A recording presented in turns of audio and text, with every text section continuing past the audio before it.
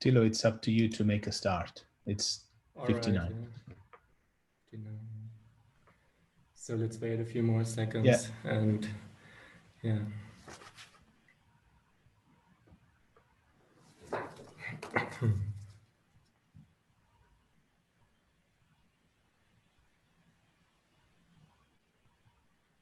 Okay, so welcome to the second day of the 6th International Conference on Mathematical Neuroscience. So yesterday we already had a very successful day with many excellent talks and a poster session. In each of our 2 Zoom channels, we had more than 200 unique attendees. And in addition to that, our YouTube live stream accumulated more than 1,600 views.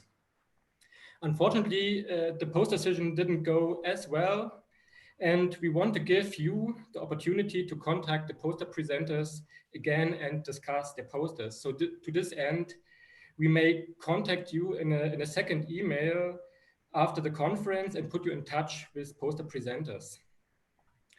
Okay, I hope that also today you will enjoy many talks on a broad range of topics.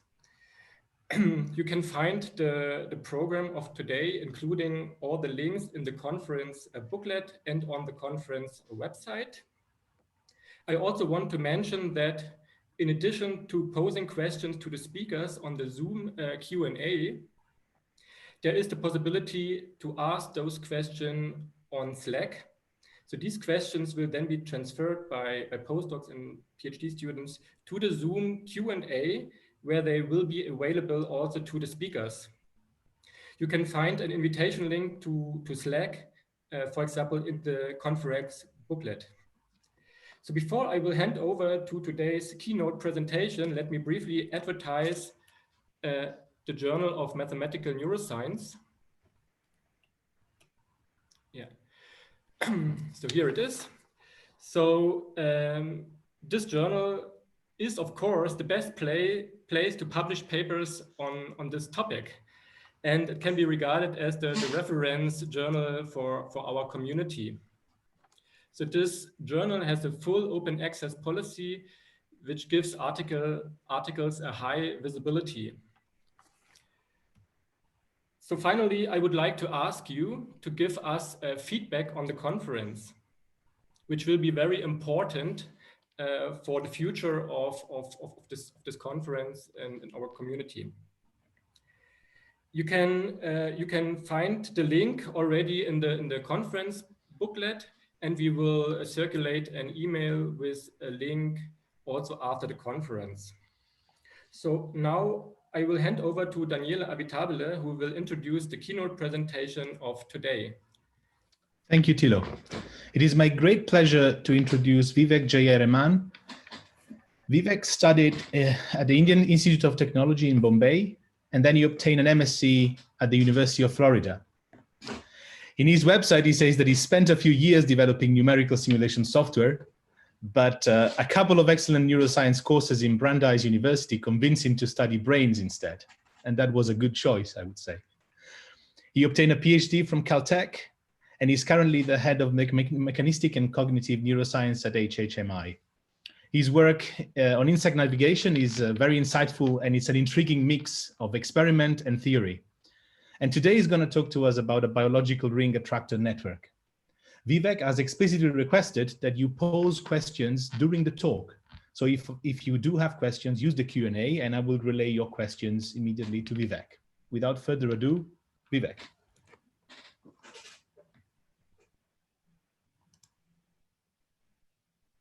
All right. Hopefully the presentation's online and you can see it, yes? Yes. Okay, perfect.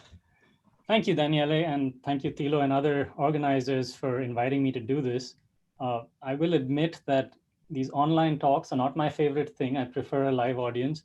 So the request to Daniele to field questions during the talk is to simulate as best I can the experience of actually interacting with you all. So please feel free to ask questions.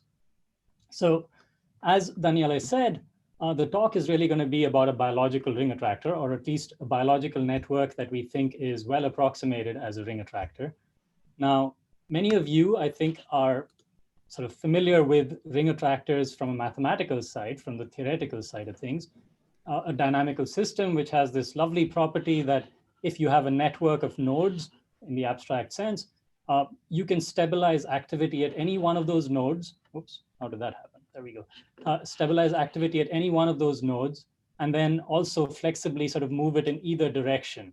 So a seemingly simple property of a network where you just can have any node be active at any given time and be stable in that activity pattern, but it's multi-stable and can go around.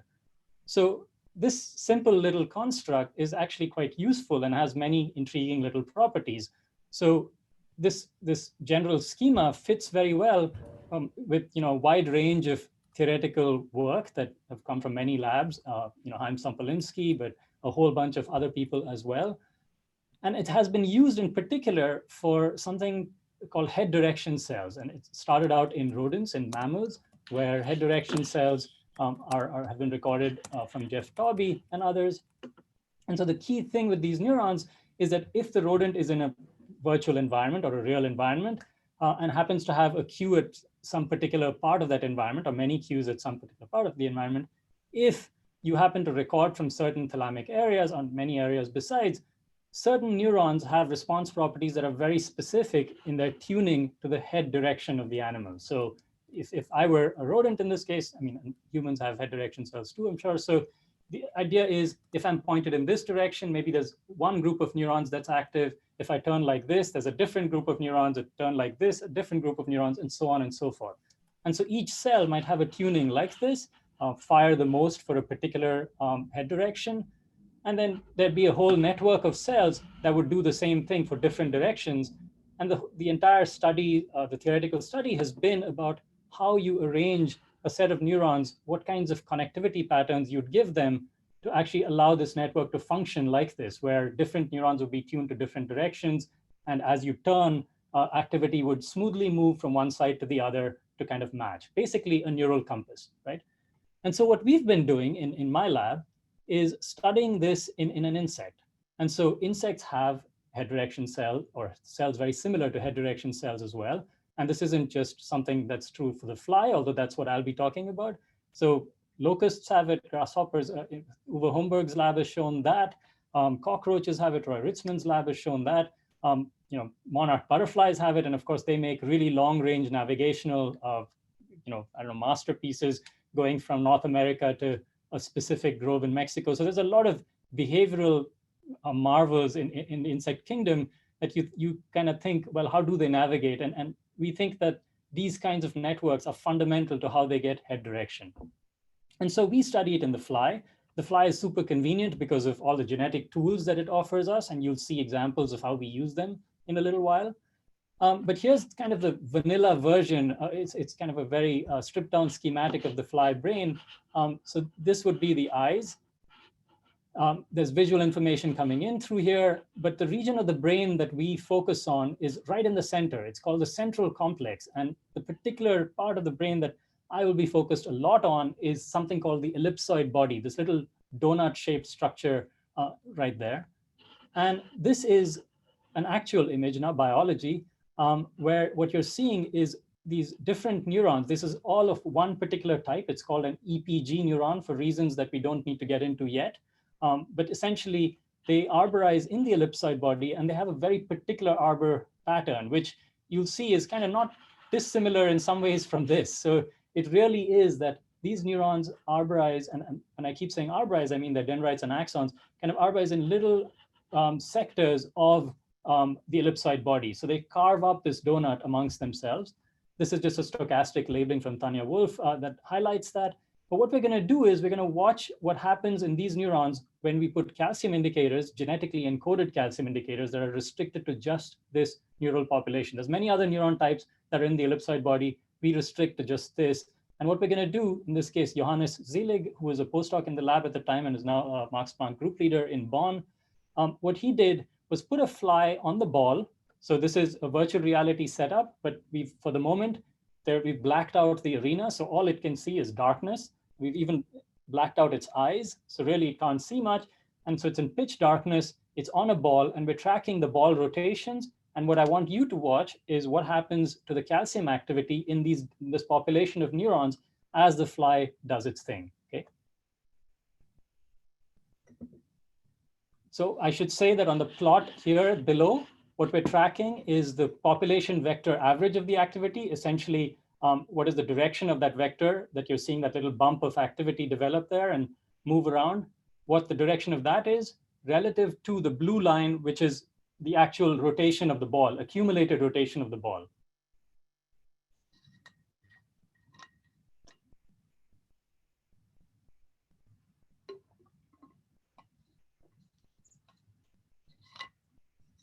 So hopefully you're pretty convinced that two things are true here. One is that when the fly sort of stands still for a while, as it does right now, no, right now the video is stopped, but in general, in the live video, when the fly is standing still for a while, the activity persisted. It doesn't always persist at the same level. Sometimes the level drops, often the level drops, but also when the fly turns, rotates in darkness, the activity sort of follows that pattern.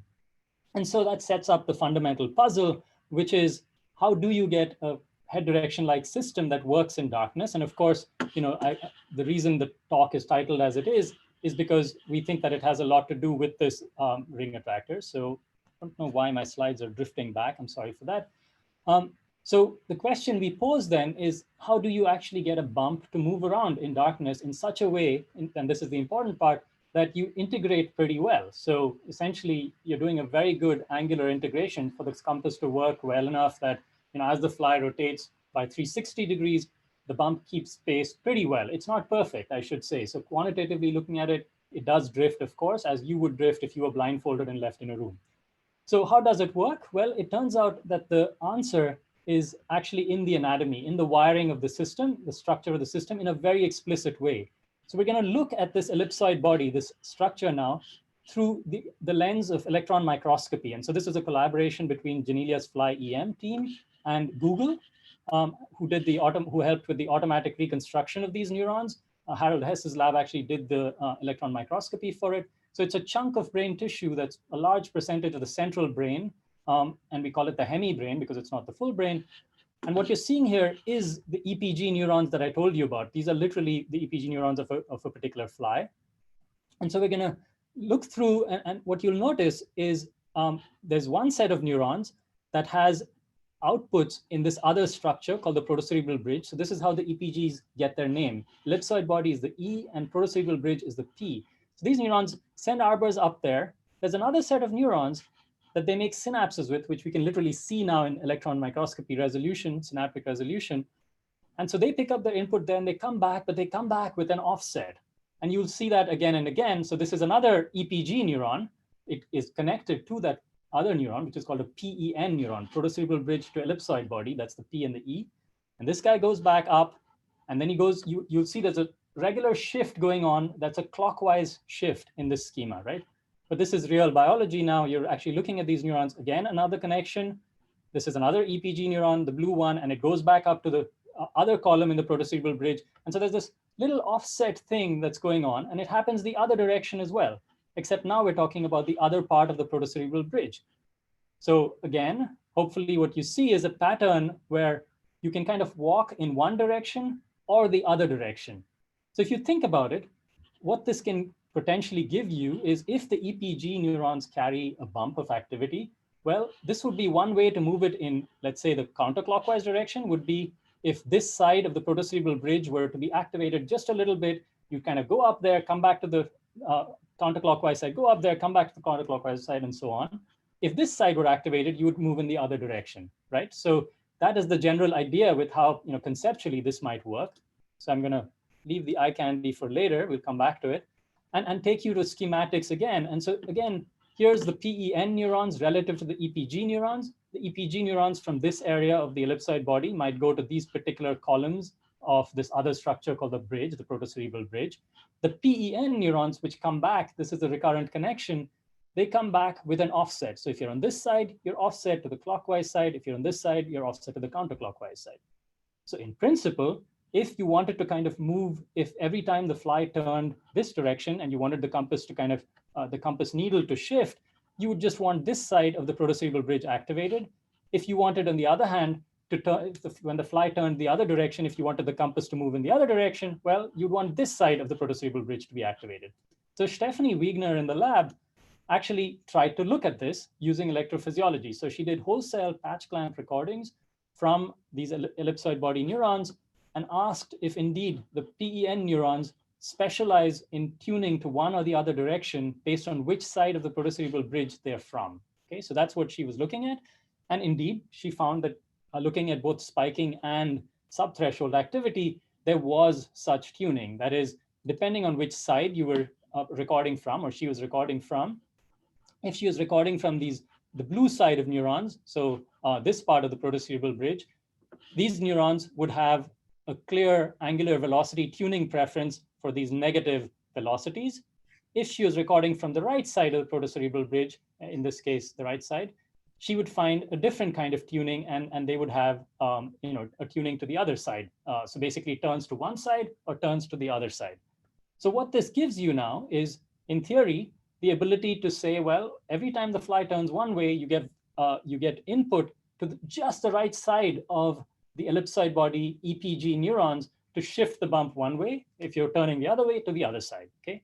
Now you'll notice there's actually quite a bit of what seems like variability at these velocities, at these high velocities. So what's going on there? I mean, why isn't it a tight tuning curve? For this, we need to go back to the idea that these guys are actually getting input, not just of angular velocity, but also of EPG inputs, heading input. So it's a combination of this head direction input and rotational input. So if you put the two together, which we did here, what you get back then is a 2D plot where you can look at the angular velocity tuning for the peak heading. And that, of course, is a tight curve. But if you sum it, average it over the entire heading space, then you get the full variability that you see below in these curves. So again, hopefully that makes sense. The idea, again, is these PEN neurons, which are recurrently looped back with an offset to the EPG neurons, specialize in tuning to velocity in one or the other direction. And together, this entire system can give you something where the bump can be shifted one way or the other. Yeah. So this is something that Hervé Rouault, who at the time was the research associate at Janelia, he's now a group leader in Marseille. So Hervé Rouault formalized in a model. And so it was a ring attractor model, in this case, discrete ring attractor model, with one additional tweak, which is inhibition. So of course, in order for the ring attractor to work and stabilize and have only one bump, we need inhibition in the picture. And so he found that it was quite easy to take the basic connectivity schema that we had at the time, which was actually inspired not by electron microscopy, which we didn't have at the time, but light microscopy. So he constructed a little matrix with connections between these compass neurons, the angular velocity neurons, and a healthy dose of near uniform inhibition. And what he could get back was activity that looked pretty good. I mean, so basically he could simulate to a reasonable extent the actual heading input, the actual angular velocity integration by just sending in angular velocity inputs. So it's essentially realistic inputs, input into this ring attractor, and it would track velocity pretty well. And so, Nick, yes, question. I think I have picked a couple of questions. Sure. And you can address them later if you think you will do that at some point. Yep. So Peter Thomas is asking, is saying basically walking flies navigate in 2D, but flying flies navigate in 3D. So do flies have a spatial navigation circuit with the topology of a sphere? So excellent question. I mean, this is usually a question I get from people who love the BAT work from Nakamulanovsky, Arseny Finkelstein, and others. We think that the fly does do things in 3D. Even when it walks, it can be upside down. It often spends its time upside down. So at some level, there has to be something that tells it where it is in 3D, and we don't know where that is, and we don't have a clue yet. So right now, we have this donut, and you can come up with a toroidal coordinate system imaginatively through it. We don't think that's the case, but we think that the fly has a different solution potentially than that, but we don't know yet. We really don't know. And very briefly, how many neurons are there in the ellipsoid body? So the ellipsoid body as a whole has many, many neurons. Of this particular type, there's, you can say, roughly about 48 to 50 of these kinds of neurons, these EPG neurons, and a similar-ish number for the PEN neurons. Okay. So Thank you. I'll keep other questions for later. Sure, that sounds good. So Hervé could get this model to simulate, pretty well what the EPG neurons were doing. Now, more recently, Dan Turner-Evans in the lab basically took electron microscopy data, combined it with RNA sequencing data. So I'll explain why we need both of these. EM, electron microscopy, will give you the synapses, who's connected to who. But until recently, work from Jan Funke has suggested that maybe you can even derive what the neurotransmitter is based on some features of the synapse. But in general, it's very hard to know what the sign of those synapses are. Is it a positive or a negative sign? So you just know that they're connected. And so Dan, in addition to that, led an effort to actually do RNA sequencing to figure out what are the neurotransmitters, what are the receptors, and then actually derive this matrix that is in theory, matchable to this theoretical matrix. And so we have a sense that many features of what was in Hervé's model are actually pretty accurate, that this network really does look kind of like this. And so this is something that we're still puzzling over, and you can read about Dan's work in the paper if you like. But this is something that there's many puzzles here. And so one of the little puzzles that his work has raised is, well, if one views this network purely as a ring attractor and as nothing else, which you shouldn't, but let's say you did, there's many more neuron types than you might need. There's many ways to close the loop. There's many recurrent loops. And further, there's all kinds of connectivity at the local level within the ellipsoid body. So it's not just this big loop that goes up and back with an offset. There's lots of interconnections inside this. So is that to smooth the bump? Is that to make it more continuous? We don't know at the moment. We certainly think of this as the discretization is imposed by these units. There's 9 of these units. And so, Marcella Norman, who's a fantastic theorist in Anne Hermansted's lab, had a cosine talk, which I encourage you to watch, where she was looking at, well, how do you take a discrete set of units and get back something that actually behaves pretty well, integrates pretty linearly when injected with velocity. So that's something that is a puzzler for us. I mean, normally when you think in mammals, you think millions of neurons and so on. Here we're talking about a small network with tens of neurons that accomplishes the same thing. And it's a puzzle for us to think of how that's done. Okay, so at this point, I'm going to switch gear. So the specific thing I'm going to look at now is this particular network also works with visual inputs. So not just in darkness, but with visual inputs. In this case, the fly is now embedded in a VR arena that surrounds it. There's visual features on the arena. And as you can see, the bump locks to them just fine. I don't even need to show you the plots here for you to realize that it's a really tight locking. The correlation's often literally 1. I'm going to let it play a bit. Again, you should imagine this is all around the fly, not just a flat plate in front. That's just for convenience. And so the question we were interested in more recently is, well, how does this work that you register both kinds of input to the same compass? How do you keep things consistent so that when you rotate your head, let's say by 30 degrees with your eyes shut, the visual experience you get at the end of that 30 degrees, in some sense, shouldn't be a surprise. It shouldn't displace the bump. So essentially, the scene should get mapped on to this compass representation. And how does that mapping happen? Because obviously, the fly doesn't just operate in one visual scene, neither do you. You operate in many different visual scenes. And so the question was, if you take 2, and I call these naturalistic scenes for the fly, because these are from Genelia, and Genelia has a lot of flies inside the building anyway, and some perhaps escape. But anyway, so this is just an iPhone panorama. And if you look at this scene, you need to be able to find your head direction in this scene as well as the one below, which is also from the woods behind me. And so the question is, how does that do that? How does the fly do that? How does the network do that? And so this is something Sung-Soo Kim, who's now recently, for a year now, been a professor at UC Santa Barbara, but at the time was a postdoc in the lab. He explored with a bunch of fantastic theorist colleagues, Anne Hermanstedt, Sandro Romani, and Larry. And Larry is the main person to blame, along with Yves Marder, for the early Brandeis switch from numerical simulations and MathWorks and whatever to neuroscience. So blame him for everything you don't like about this talk, effectively. But anyway, so we explored this with this fabulous collaboration. And what we explored was, if you take this scene and sort of convert it, you make it a very bitty sort of image now, low resolution image, present it to the fly. And in this case, it's a flying fly. So, you can introduce flight into the mix, and the flight compass works just fine as well. So here's the visual scene mapped all around the fly. Sung-Soo is now doing 2-photon imaging. You can see the bump. The reason it's not as vividly, beautifully visible as in the walking case is actually not to do with flight versus walking. It's actually because in these experiments, we're doing something else. And for that, he needs to keep the laser intensity low, and the something else will become clear shortly. So in this more complex visual scene with many bright and dark spots, the bump tracks just fine. Again, the correlations tend to be near 1. So this is one visual scene. We can sort of analyze how good this correlation is or how well it's tracking by just, again, computing the population vector average. So we break up the ellipsoid body into 16 segments like this. We compute what the population vector average is of activity in that. And you're going to see it frequently now plotted like this. So this is one time instant. The wedges go from 1 through 16. And we're tracking activity, and that's kind of the PVA, the mean activity level, the mean orientation that we're extracting from it. So if one looks at this now, what you're looking at is activity on in black. That's a black line. Hopefully you can see it on your screens as well. And red is the orientation, the actual, the virtual orientation in this arena. And you can see it's a very good match. But now, what if Sang-Soo changes the scene? What happens then? So when he presents the fly with a different scene, the fly, once again, the compass locks on to this, and indeed it works fine. The correlation's great again, but you'll notice that there's this offset. You shouldn't be surprised by the offset because the offset in some sense is arbitrary. There's a network of neurons, it's a compass.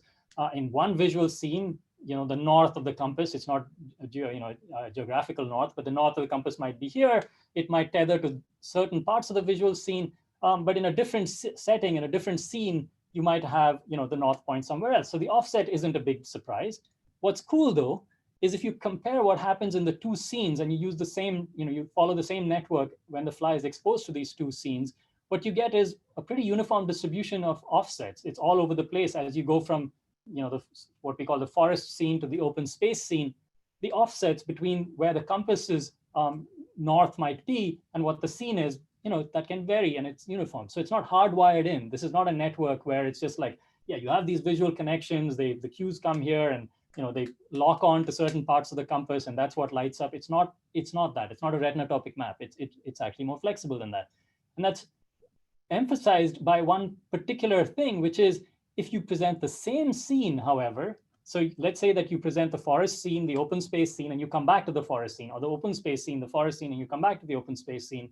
In that case, the difference in the offset is actually pretty close to 0. So in general, these scenes are really mapped on to this compass, and it can potentially hold multiple scenes in it. Not maybe too many, but still it can hold multiple scenes in it. So the question then becomes, how do you get scene mapping onto the compass? And so this is where we need to go to the visual inputs to the compass. And so these are a set of neurons that we call ring neurons. And again, we're going to focus in on this little donut in the middle of the fly brain. And again, we're going to take you to EM, electron microscopy. And this time we're going to go, this is where I left you last time. These were the PEN neurons. These were the ones that provided angular velocity input to shift the bump. But now we're going to go to a different set of neurons that actually provide the visual inputs. And these come from the eye. The pathway comes from the eye all the way through regions that I don't have to tell you about, but this particular region I'll mention is the bulb. So input comes in from the photoreceptors all the way down into the central complex. And these ring neurons, you'll note a single neuron goes all the way around, but there's a whole population of these neurons. So this entire population that's bringing visual input, each individual in principle synapses onto every single compass neuron. Each individual one of these ring neurons synapses onto every EPG or compass neuron in the whole ring. Okay, so it's a beautiful network. Why would it be like that? And so if you look at these ring neurons, though, you get kind of a reason why it might be like that. Each of these ring neurons, which you'll see shortly now in a movie, if we were to image those ring neurons, or specifically their boutons, not their boutons, their dendrites in the bulb, in this particular arbor, each of these now you can sort of see have a particular receptive field. And in this case, again, the arena is around the fly. We're showing it a very simple pattern. In other work, we've looked at it and we've realized that in fact, it's a spatiotemporal filter. It's not just a simple receptive field, but for simplicity, this does the trick. You'll see that the lower neurons are not activated yet, but will get activated as this bar moves to a lower position. So essentially, you can imagine the world, features in the world being mapped on. There you go. features in the world being mapped onto this set of neurons, the so-called ring neurons. And what you get from this entire set is something that looks like this. Again, there's more complexity to this, which we've explored with collaborators, and other people have explored as well. But for the purposes of this talk, consider them kind of like simple cells. I mean, basically large simple cell receptive fields spread out across the visual field of the fly. Okay, so you have visual inputs coming in through these ring neurons. The ring neurons, each individual goes throughout the ellipsoid body, throughout the compass, synapsing onto presumably all the compass neurons. We actually know from EM now that it literally is all the compass neurons. So let's look at the perspective of a single compass neuron. So that single compass neuron, in this case, I think I picked this one that's over here. It might have synaptic weights onto it from all these visual ring neurons, but let's just take the green guy, that's this one, and it has a particular weight. The other ring neuron, that's this purple one, might have a given weight onto it as well. But if you look at it as a population, it's an all-to-all mapping. So there's a map from all these ring neurons that are feature detectors to all the compass neurons. And so if you think about what might happen if you have, say, a single visual cue, so forget the complex environment and just restrict it now to a single visual bar. If that bar hits the neuron's receptor field in the sweet spot, that neuron's going to be active. If it hits another neuron over here, that neuron's going to be active. If we want the visual scene, in this case, just a single cue and its positions all around the fly to be mapped on perfectly to the compass, what you'd want is this matrix should convert and you should get a diagonal like this, right? So essentially, if we arrange the ring neurons by receptive field, by azimuthal arrangement of receptive fields, depending on which one's activated, you want a specific set of compass neurons to be activated so that it's a smooth mapping all the way around. So how could you get this mapping? So this is something that formed the core of what we were exploring with Sang-Soo and our collaborators.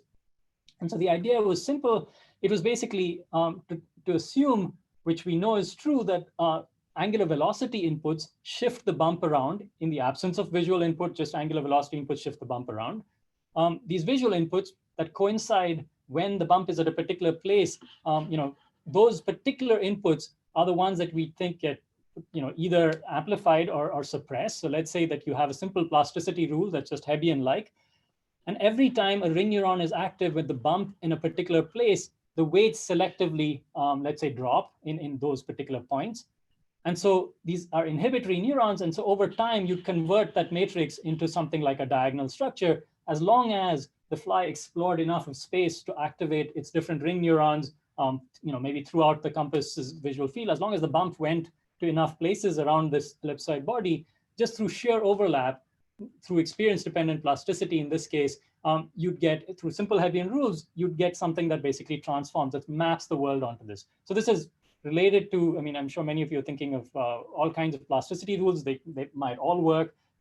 There's links to coherent networks, etc. But bottom line, Sang-Soo implemented this a few different ways, and he found that indeed he could get this network to behave much like the fly's network behaves, when basically all he had to assume was ring neurons some ring neurons, in this case, it's very important to specify, are not visual. So there are other sensory modalities that are around as well, but let's just focus on the visual. If the visual ring neurons, some particular ones are active at a given time when the bump is at a particular place, drop the weights there. If a different one is active when the bump is somewhere else, drop the weights there. And over time, you get back this network. So the question, of course, we are on the biological side mainly in my lab. So is this how it actually works? And so this is something that Sang-Soo sought to experiment with a very particular kind of experiment where, let's say that the flies in a particular heading relative to this visual cue, let's say this is where the bump is right now. What if you optogenetically shift the bump to a different location?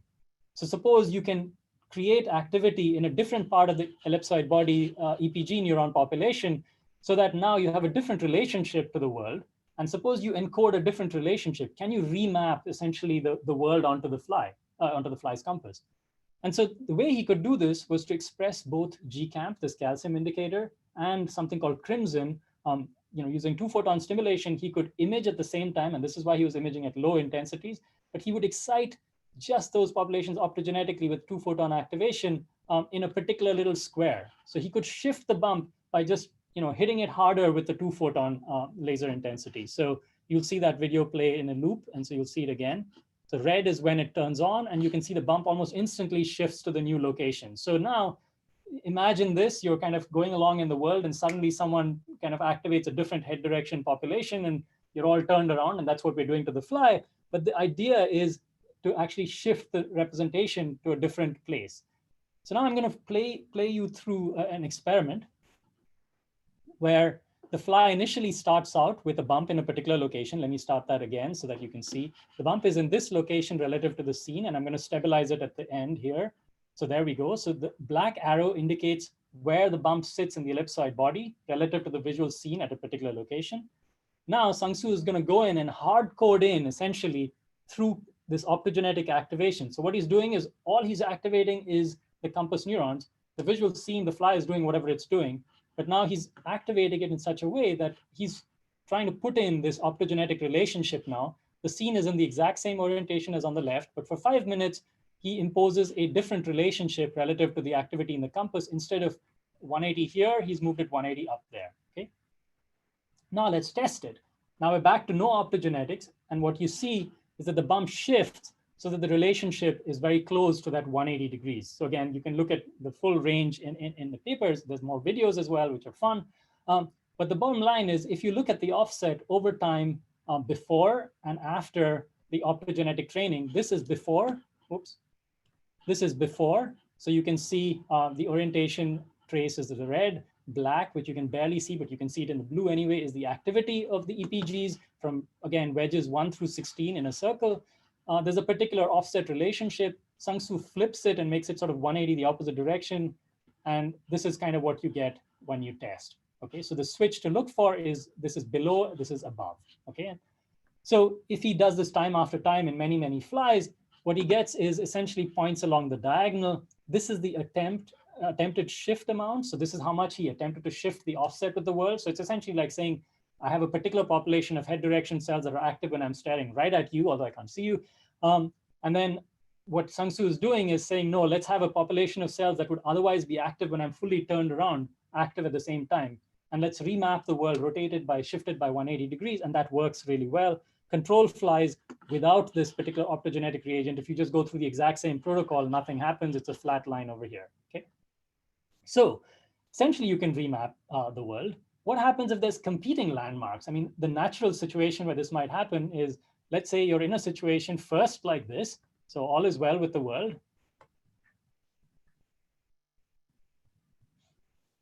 You have a particular relationship to, let's say, a visual cue in the world. But now, for a brief while, you experience a different setup where there's now two cues, so it's confusing. But what's important here, and this is the interesting part, is not just that this is confusing and the bump might jump around between these two, but also that if you think about the way that the Hebbian network worked in the training protocol, well, in principle, what you should get then is both locations should be trained at the same time. So the one that has the bump active, let's say that it's locked to this set of the ring neurons that are active in this particular location. Well, at the same time, it just so happens that another set of ring neurons, 180 degrees opposite in their receptive field tuning, are activated as well. And so if the rule works, you should essentially get both things being trained at the same time. And indeed, in a fraction of flies, what you get is a flip of the entire world. This is now no optogenetics. This is just two cues. And again, the key point is what we've done here is, or what the fly has managed to do is confuse itself essentially through a plasticity rule that encodes the correlated activity of both the bump, the EPG bump, the compass, and the visual neurons. And so you can literally flip it. And this is something that Yvette Fisher and Rachel Wilson's lab showed in a paper that happened at the same time in walking flies. And so this is pretty robust that this happens in a confusing setup. We further looked at it in a couple of different ways. So we also asked, oops, I don't know what that was. So we also asked, can we, how much can we push the system? So here's a case where we can take a compass that is a perfectly normally behaving compass where the bump moves in the direction it's supposed to move. So clockwise when it's supposed to move clockwise. But now Sang-Soo did the unfair thing of training the fly on a bump that moves in the opposite direction when the world moves. And I'm in the last few minutes of the talk in case, Daniela, this is relevant. So he's trained it now on the compass moving in the opposite direction to the world. And when he tests it, at least for a little while, indeed the compass is flipped. So this is a bad place to put the fly in maybe, but it's just temporary and it gets back its normal mapping in time as the real mapping takes hold. But for a short while, the fly is basically mapped the world inverted. So every time it turns this way, it thinks it's turning the other way, we would assume. Finally, in an experiment which Sang-Soo did, this was something that Anne and Sang-Soo had talked about, which was, flies shouldn't need to actually turn 360 degrees to remap the whole world. I mean, typically you enter a room and you kind of quickly look around and you have the map in your head. Can a fly do that? And so the width of the bump in principle should allow for that. And so in this case, Sang-Soo just activated the bump for just a small number of degrees. So you could go as low as 90 degrees, and he would just restrict the activity to just that much and try and see if the mapping then expanded to the rest of the world because of the way the ring attractor works. If the bump starts in the right place, will it just sort of figure out the rest by itself if you remap it? And indeed, he could do that as well. So again, the experiment here is, let's say it starts with a particular mapping of the world. You now shift it in just a small part of the ellipsoid body, and then that propagates over time to the rest. So you can remap quite quickly with only partial exposure to the scene. You don't literally need to turn around 100 times to get this kind of mapping. Again, this is unsupervised learning, right? There's no learning happening other than co-activity of the bump and the scene. All right, so coming back to the navigational perspective then, what might all this mean? I mean, basically, we think this little network of neurons, the entire central complex has a few thousand neurons. It's 2,876, I think, to be precise. We now know from electron microscopy. It's not a lot of neurons, but with that setup in place, the fly does quite a bit on navigation and quite a bit with context-dependent navigation. And so ultimately, our goal is to kind of link behavior to the function of these networks through theory. And so we've been doing quite a few experiments along these lines. I won't go into details. I specifically focus not on the behavior as much, but I'll just mention a couple of things. Like, for example, where is this kind of network used in the fly? We think one possible thing to explore is how it might be used for path integration, something that Irene Kim and Michael Dickinson's lab has shown flies do, as well as Axel Brockman's lab in NCBS. And the idea here is simple. If there's a little food spot, in this case, a sugar spot, let's say the fly wanders around looking for some food, it's hungry, it finds this spot. What happens next is the fly will basically do this. If it's a tiny enough spot, do multiple little loops around it. The food's almost gone, it's looking for more, but it explores in this local way. It's a local search.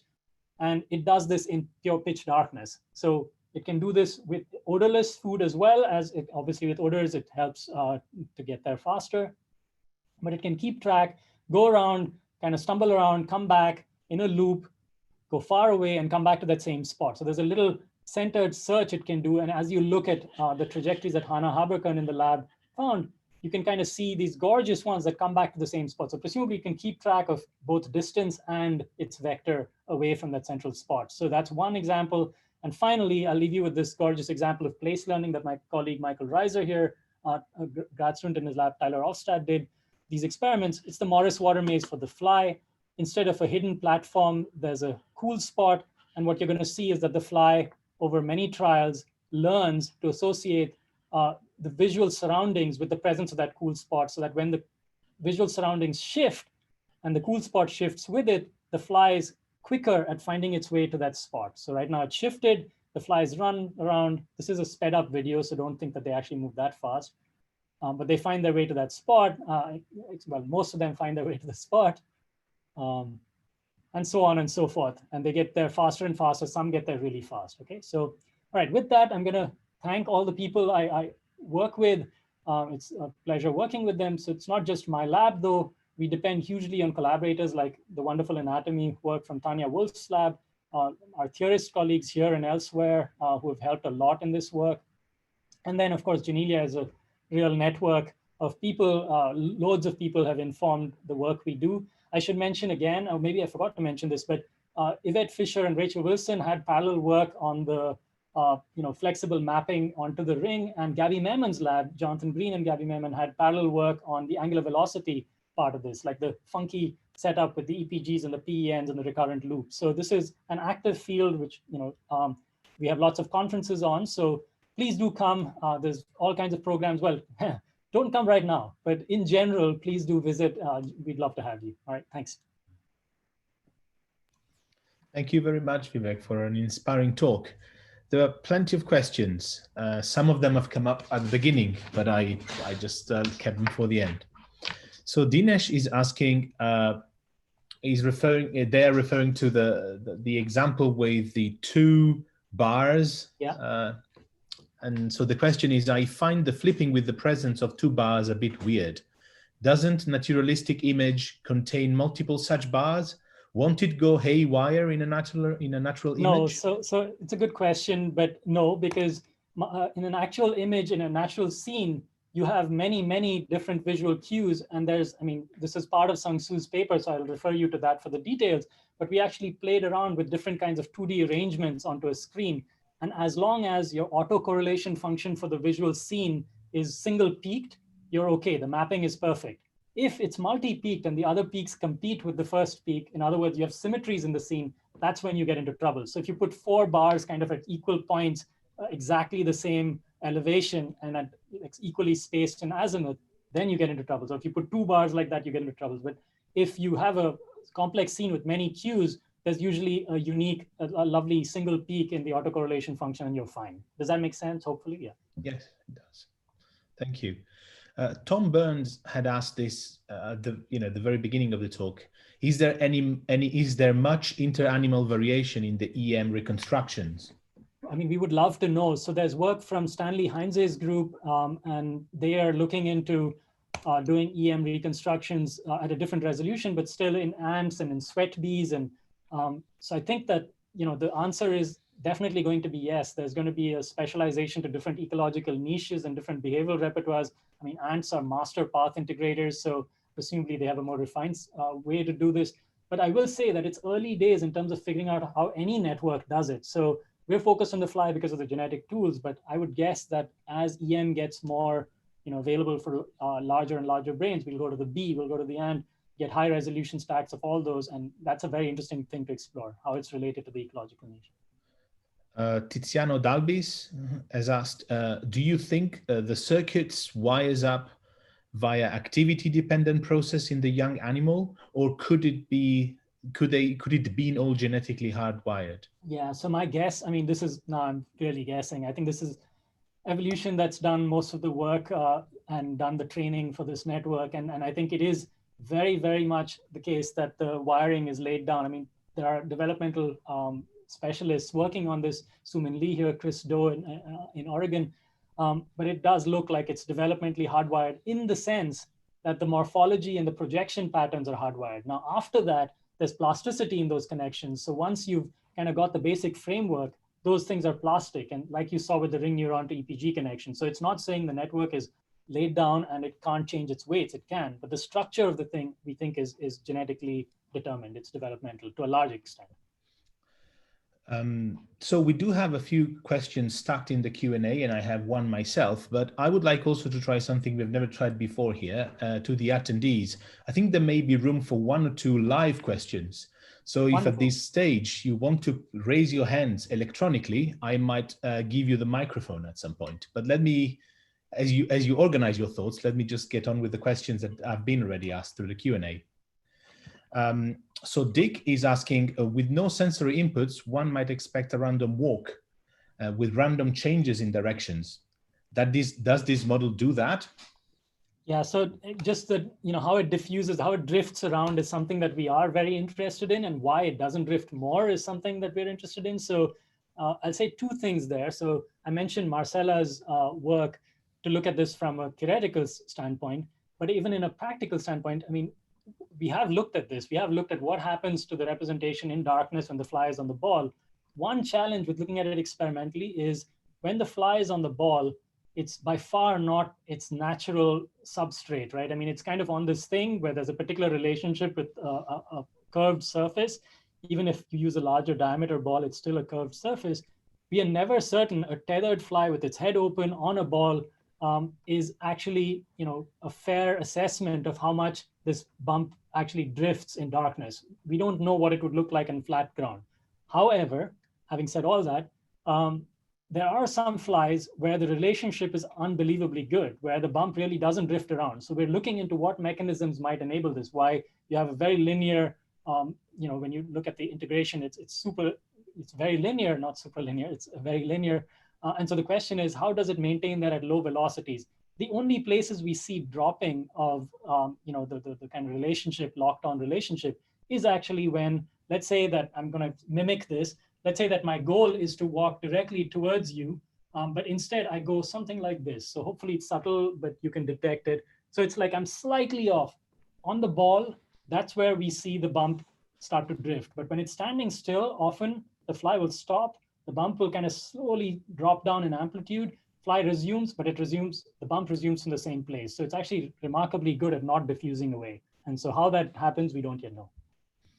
Thank you. So somebody wants to speak, but before we get to that, I would like just to ask a question myself. So from a modeler and let's say like a dynamicist point of view, there are two modes in which we typically study these patterns. One of them is under a stimulus, which I think it's mostly what we have seen here. But then we also often look at the network when there is no stimulus and in its ability to preserve the type of structures, or perhaps to explain, to display different type of structures that we don't see under a stimulus. Can you make some comments on that? Yeah, so I mean, the experiment I was referring to where it's in darkness standing on the ball, in some cases we get 35 seconds where the fly just happens to be standing there. It's in darkness and it's just standing on the ball. It's not turning, it's not doing anything. And the bump sometimes will stay kind of alive through the 35 seconds. Sometimes it'll drop in amplitude and seem to almost disappear at the resolution of our calcium indicators, but then pop back up in the same place. So it's not like it just sort of meanders around when there's in the absence of these stimuli. It's as if there's something keeping it locked in. Now, there's a whole another set of questions that you could ask, which are during sleep, where, in mammals, Adrian Perrache and others have looked at this and asked, what happens to head direction cells in sleep, and they preserve a lot of their relationships, but there's clearly some replay-like things that can happen. And in flies, we don't yet know that. So this is something that we might explore someday, but we don't yet know that. Okay. But that's, I don't know if that answers your question, Daniele. It does, thank you. So I want to give the microphone to Dinesh in a moment. Before we do that, Vivek, may I ask you to switch off the screen sharing for a moment. Sure. So that this gets us ready for the next talk, and we're going to be able to talk a little bit in the meantime. So Dinesh, you're allowed to talk now. Please pose your question. Dinesh is figuring out the mute button. Hello. There you are. But now I can't see you, Dinesh. I've taped my webcam, so I have to get another one. Well done. It's okay. Even you know how I look, so it's fine.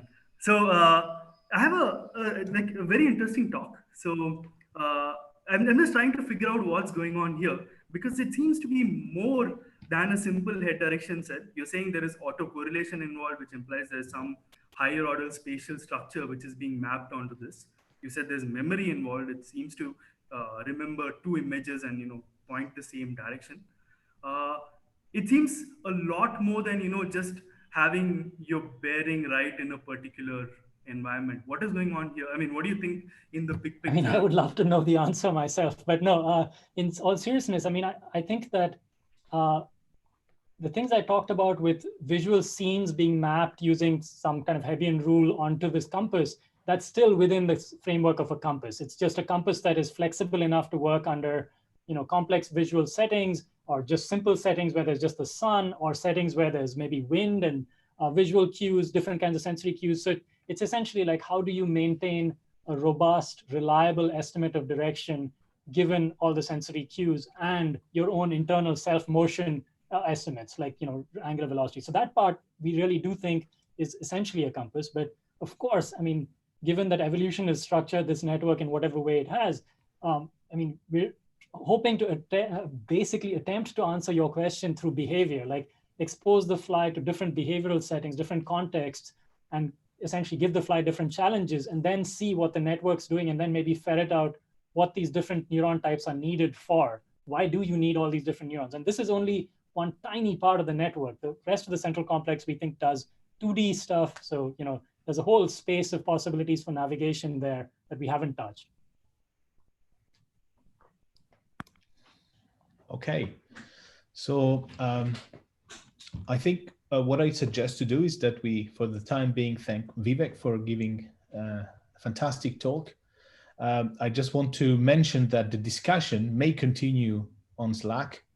There is a channel that is dedicated I'll to be this on panel. Slack. Yeah, I know the And channel. in fact, I've used Slack with Vivek just a few minutes before the conference. I will be there to answer or to take more questions. For the time being, I would just want to point out that at the moment, as you know, the conference was split in two. There is a channel 1 that is the present one, and channel 2 where a parallel session on dynamics and structured networks will start soon. In this channel, we're gonna have a session on numerical methods.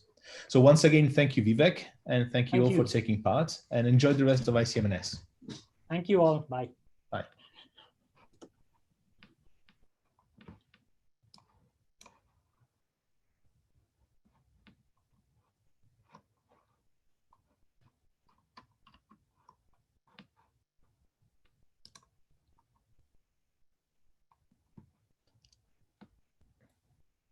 Evelyn? Yes.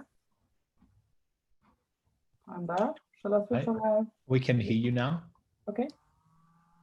I will clear all the answers so that there will be kind of a Q&A that is open.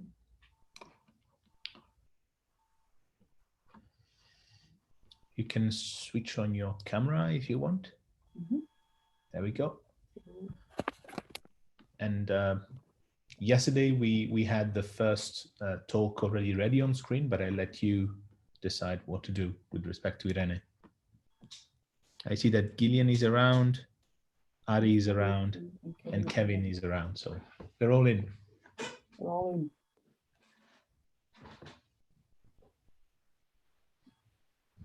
Okay, I can already, well, then I'm gone, I think. If I tell Irene to put on her slides, that would mean I would be off, I guess. Yes. So you're asking me to share the screen already now? Yes. Yes, okay. And you can switch on your video too. Okay. Yes. Okay.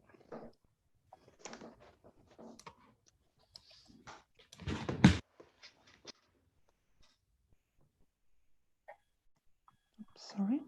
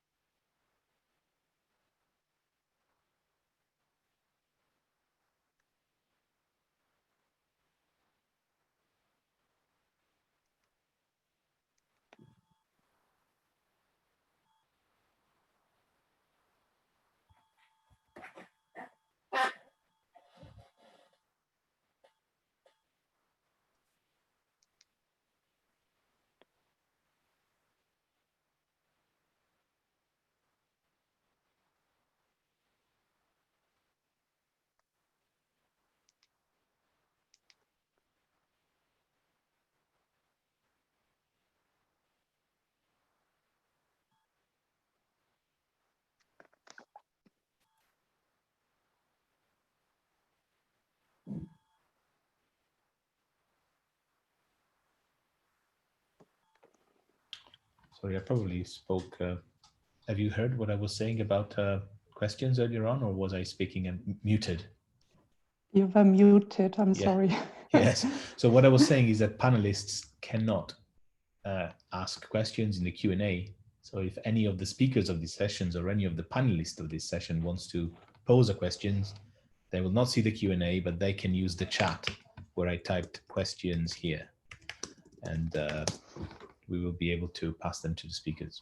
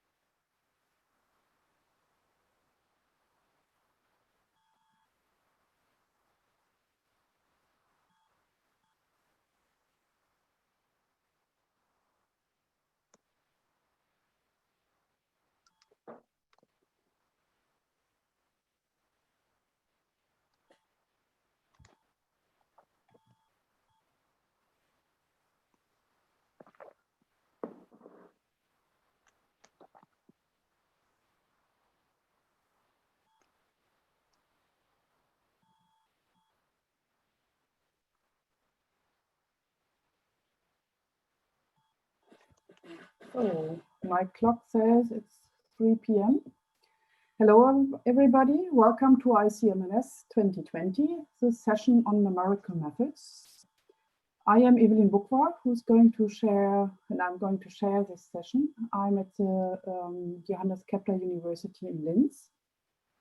And we have 4 interesting talks coming on. And the first talk is by Irene Tubikanets, and she has already put up her slides, and you have the floor. Thank you, Evelyn. Thank you. So first of all, I'd also like to welcome everyone. Thanks for being here and for being interested in this session.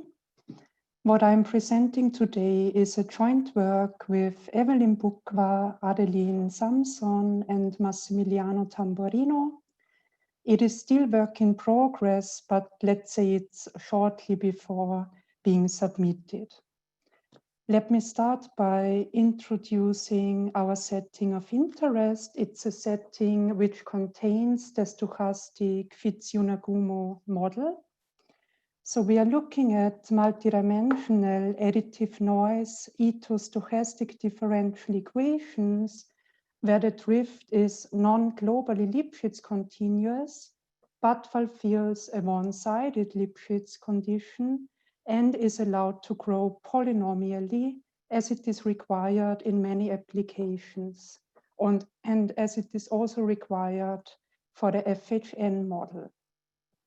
And these conditions guarantee the existence of a unique strong solution process, which is defined on the entire time interval and the finiteness of the moments of the solution. And we are mainly interested in the stochastic Fitz-Unagumo model, which actually motivated the work that I'm presenting today. So this model describes the firing activity of single neurons in the brain. It's a 2-dimensional additive noise SDE where the first component describes the membrane voltage of the neuron, and the second component is a recovery variable. And what I'd like to emphasize is that this model is known as elliptic FHN model when both noise components in the diffusion matrix are strictly positive, and it's hyperelliptic if we set sigma 1 to 0. So intuitively, hyperellipticity means that the noise is propagated through the whole system via the drift of the SDE, even though it does not directly act on both components. Good, and the goal of today's talk is to construct numerical methods to approximate the solution of the SDE of interest. It means we consider a discretized time interval with equidistant time steps delta between the discrete points. And what we want to do is to construct a numerical solution that we call X tilde, which approximates the true solution at the discrete points in time. And we want that a numerical solution meets several requirements. So first of all, the numerical solution should converge to the true solution as the time step delta tends to 0 in a suitable sense. And here we focus on the well-established mean square convergence. And besides convergence, we also want that the numerical solution accurately reconstructs the noise structure of the model. In particular, it should preserve the eventual hyperellipticity, because this guarantees non-degenerate and invertible covariance matrices. And in addition, also very important, we want that the numerical method preserves the qualitative dynamics of neuronal spiking. So for example, the frequency and the amplitude of the underlying oscillations, even for large time steps delta, because the ability to use large time steps while still producing accurate dynamics is really the key to computational efficiency. Okay, so let us first think about known numerical methods. The most frequently applied one is the Euler-Maruyama method, which is given, as you can see on the slide. And it is known that this method is mean square convergence for globally Lipschitz coefficients, or when the coefficients grow at most linearly. But it has been shown to fail in being convergent in the strong mean square sense for superlinearly growing coefficients, as we are interested in. And since this result appeared, there has been much attention on the development of mean square convergent variants of this method.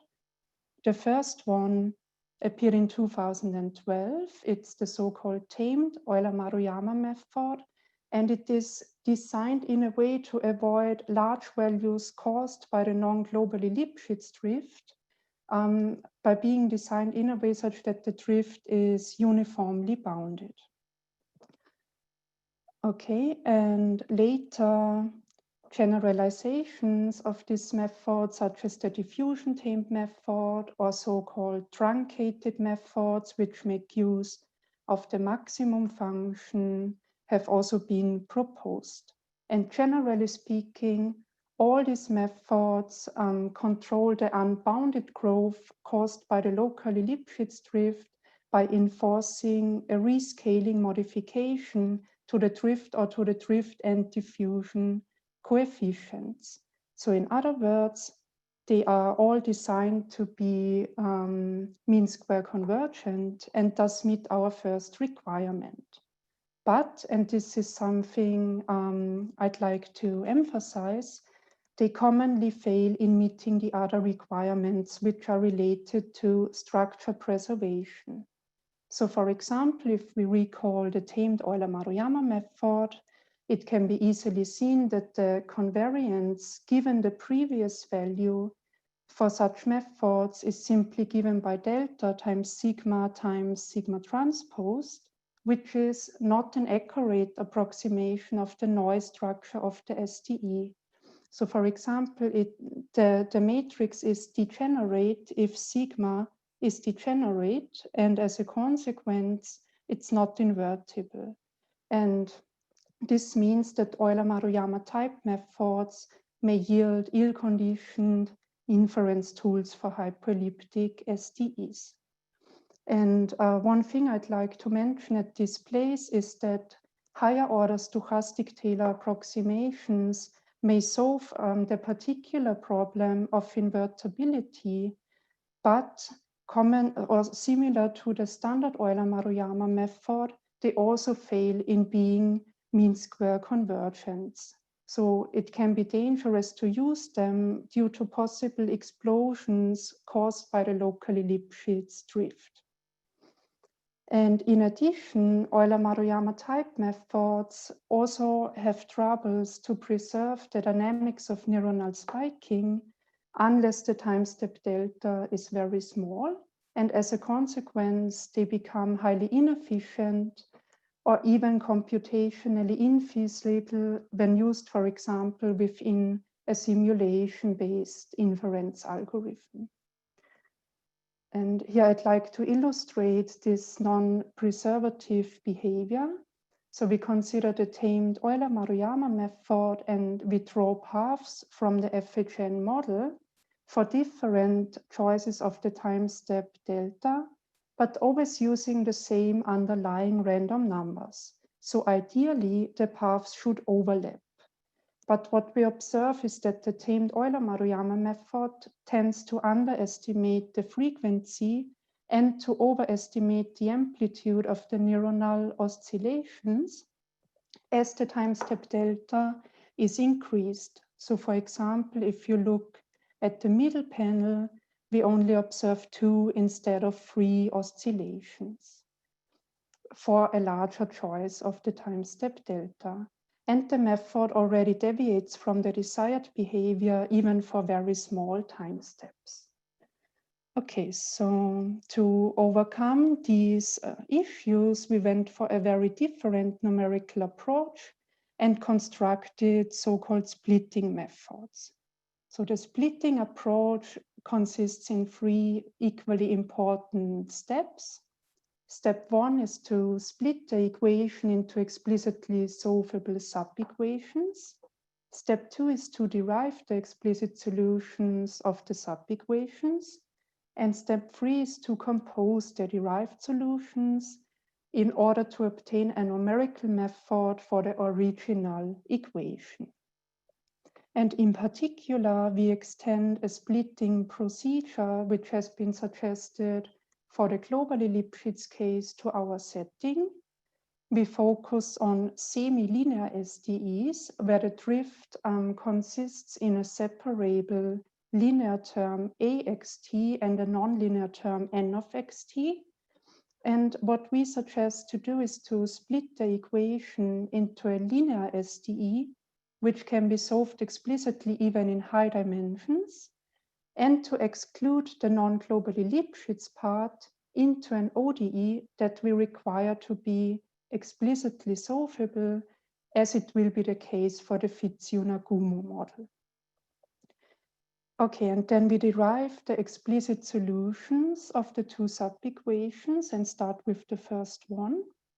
So standard SDE theory tells us that the explicit solution and the covariance matrix of the contained E2 integral are explicitly known, and they are given, as you can see on the slide. And in a discretized regime, having these expressions, it means that we can perform exact simulation of sample paths of this sub-equation. So in particular, we arrive at the next point xti by multiplying the previous one with the matrix exponential EA delta and by adding a Gaussian vector with null mean and covariance matrix C of delta, which is obtained as given above. And regarding the second sub-equation, we denote the explicitly known global solution by F. And in a discretized regime, we arrive at the next point xti by plugging the previous one into that function. And as a third step, once we derive the explicit solutions, we have to compose them in every iteration step. And 2 common methods for doing that are the Lee-Trotter and the Strang approach. Regarding the Lee-Trotter method, it works like this. So we first solve the ODE with a delta step. We take the result as a starting value for the SDE that we solve again with a delta step.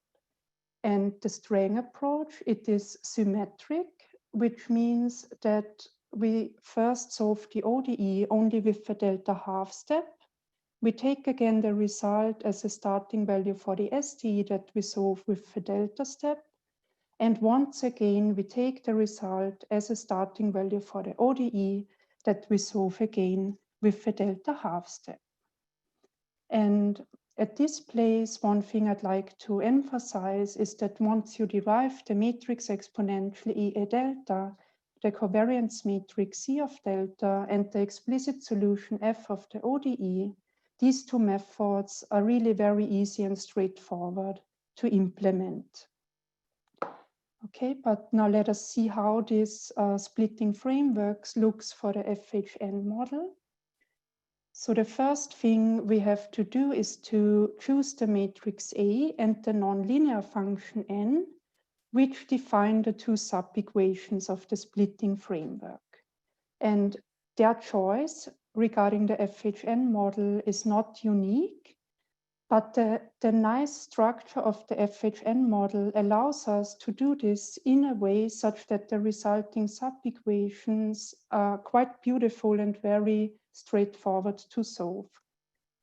So, for example, if you allow 2 zeros in the matrix A, the first sub-equation is nothing else than the simple stochastic harmonic oscillator, where you get very simple expressions for the matrix exponential EA delta and the covariance matrix C of delta. And at the same time, noting that the first component in the nonlinear function n only depends on V, while the second component only depends on U. The second sub-equation decouples and only consists in two one-dimensional ODEs, and their solution can be derived easily, and the solution is given as you can see on the slide. Good. And now let me say a few words about the mean square convergence of the splitting methods. So it is known in the globally Lipschitz case that comparable splitting methods converge with mean square order 1, which is the same convergence order as the standard Euler-Maruyama method. And the basic idea to prove this result is to put the Euler-Maruyama method in between the true solution and the splitting solution, to perform the triangle inequality and to use the known fact that Euler-Maruyama has order 1 in the case of additive noise. And in the locally Lipschitz case, we managed to prove also that the splitting methods converge with order 1, but instead of putting in between the standard Euler-Maruyama method, we use the tamed Euler-Maruyama method, which is also known to have order 1 in the case of additive noise when we are in the locally Lipschitz setting. And when we are in the locally Lipschitz case, in addition, we have to guarantee the boundedness of the second moment of the numerical solution. And basically, this is guaranteed for our splitting methods because we make use of the explicit solution of the locally Lipschitz ODE sub-equation. This solution is defined on the entire time interval without any unbounded growth. Good, then here I'd like to illustrate the mean square convergence order via the standard root mean squared error. So basically, we observe the order 1 for the splitting methods is confirmed empirically, and we see that the strength splitting yields the smallest errors. Okay, and now a few words about structure preservation. So in contrast to the Euler-Maruyama type methods that we have seen before, the splitting methods preserve the hyperellipticity of the model. So for example, in particular, the Lee-Trotter method yields non-degenerate Gaussian transition densities with a covariance matrix, which is given by C of delta. And this matrix is a more accurate approximation of the noise structure of the SDE because it also contains the information of the matrix A and not just the information of the noise matrix sigma as for Euler-Maruyama type methods. And this matrix is of full rank, which is then guaranteed by the exponential of the matrix A, as long as the first sub-equation of the splitting framework is hyperelliptic. And in addition, in contrast to Euler-Maruyama type methods, we observe that the splitting methods preserve the dynamics of neuronal spiking even for large time steps. So let us, here we recall the non-preserving behavior of the tamed Euler-Maruyama method, and similar non-preservative behavior can be observed for the other methods. And here we consider the strength splitting. So we see that when we increase the time step delta, the paths are still almost overlapping. And the similar preserving behavior is observed for the Lee-Trotter method. And I'm already approaching the end of my talk. Let me just give you a brief final conclusion. So to the best of our knowledge, the splitting methods are the first mean square convergent numerical methods for SDEs with a polynomially growing drift, as it is the case for the FHN model, which also accurately reconstruct the noise structure of the model and thus preserve hyperellipticity, and which preserve oscillatory dynamics such as neuronal spiking dynamics even for large time steps. And as a consequence, they seem to be the only methods which are also practicable for further use, for example, across the broad field of statistical inference. And with that, I'd like to finish the talk, and thanks a lot for still being around and for your attention. Thank you very much for the talk. We have two questions. So Dmitry Todorov asked at the beginning that you are adding noise to both variables, and why is it more natural than adding it to only one of them? No, why is it more natural than adding it to only one of them? Would anything change for your numerical method if one adds noise only to one of the variables? Yeah, so as I can understand from the literature, it's common to either have both of them, then the model is elliptic, or to only have sigma 2 and set sigma 1 to 0, then it's hyperelliptic. My feeling is that from a modeling point of view, the hyperelliptic scenario is actually the more natural one, because it naturally occurs from a modeling point of view. But sometimes it's easier to deal with the elliptic case. And I mentioned both just to illustrate that from a numerical point of view, it's not, for the splitting methods, it's not a big issue whether we have this or this scenario. We cover both settings.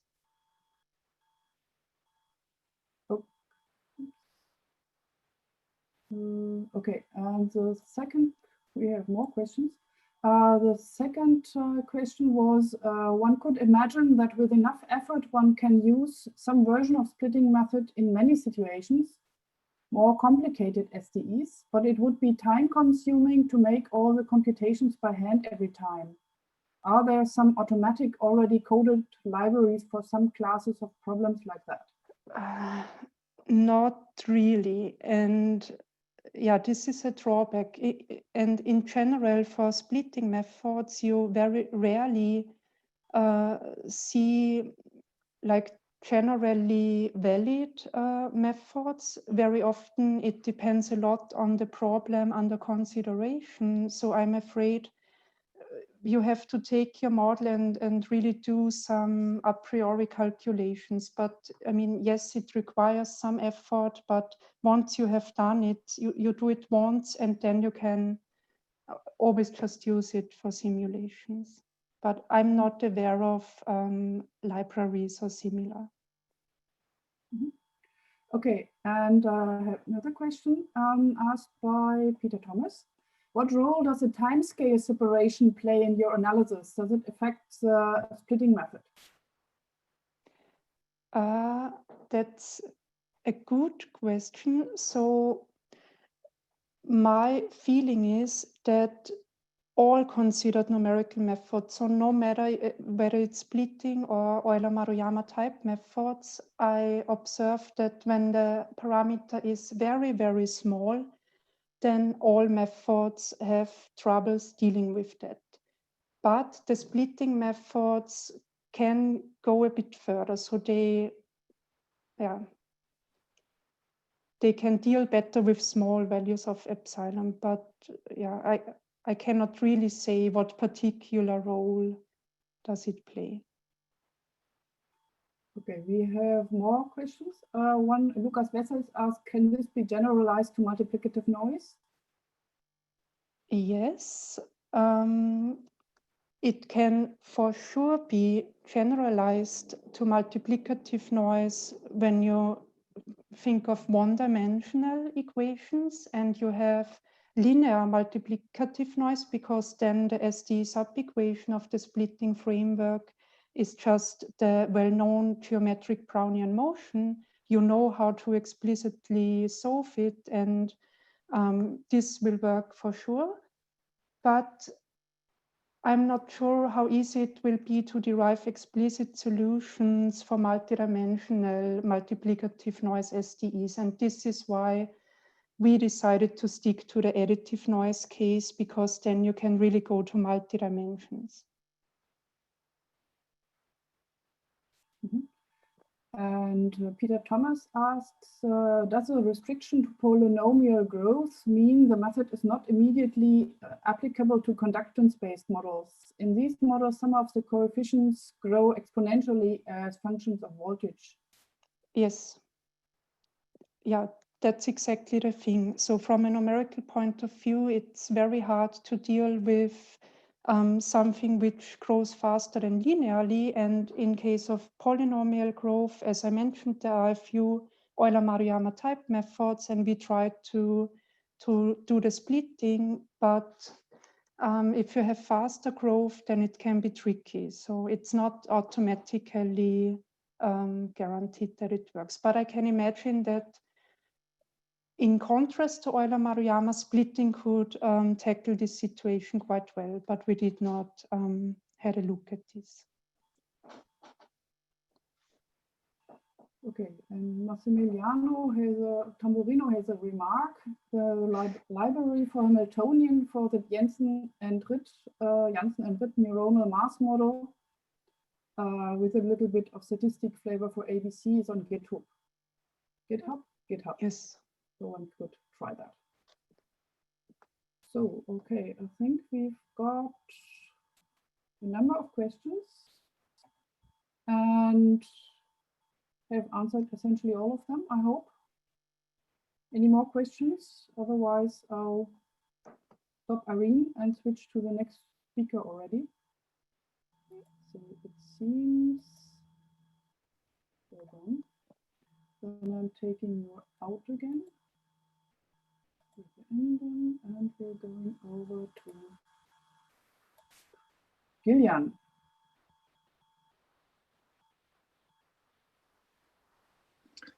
Hello, can you hear me? Yeah, I can. I hope everybody else as well. We still have about 3 minutes to prepare mentally for your talk.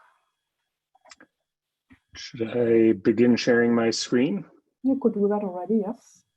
Okay, let me try this. Oh, and I forgot to ask Irene, not to ask, but to tell Irene, thank you again for answering all the questions as well.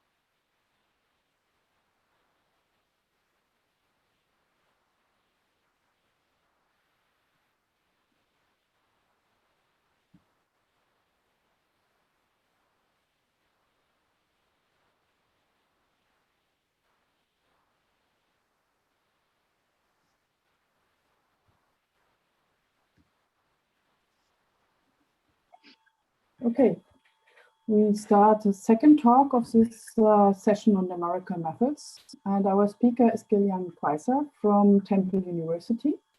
And he will talk about numerical methods for ultrastructural 3D simulations of neuronal processes. Please go ahead.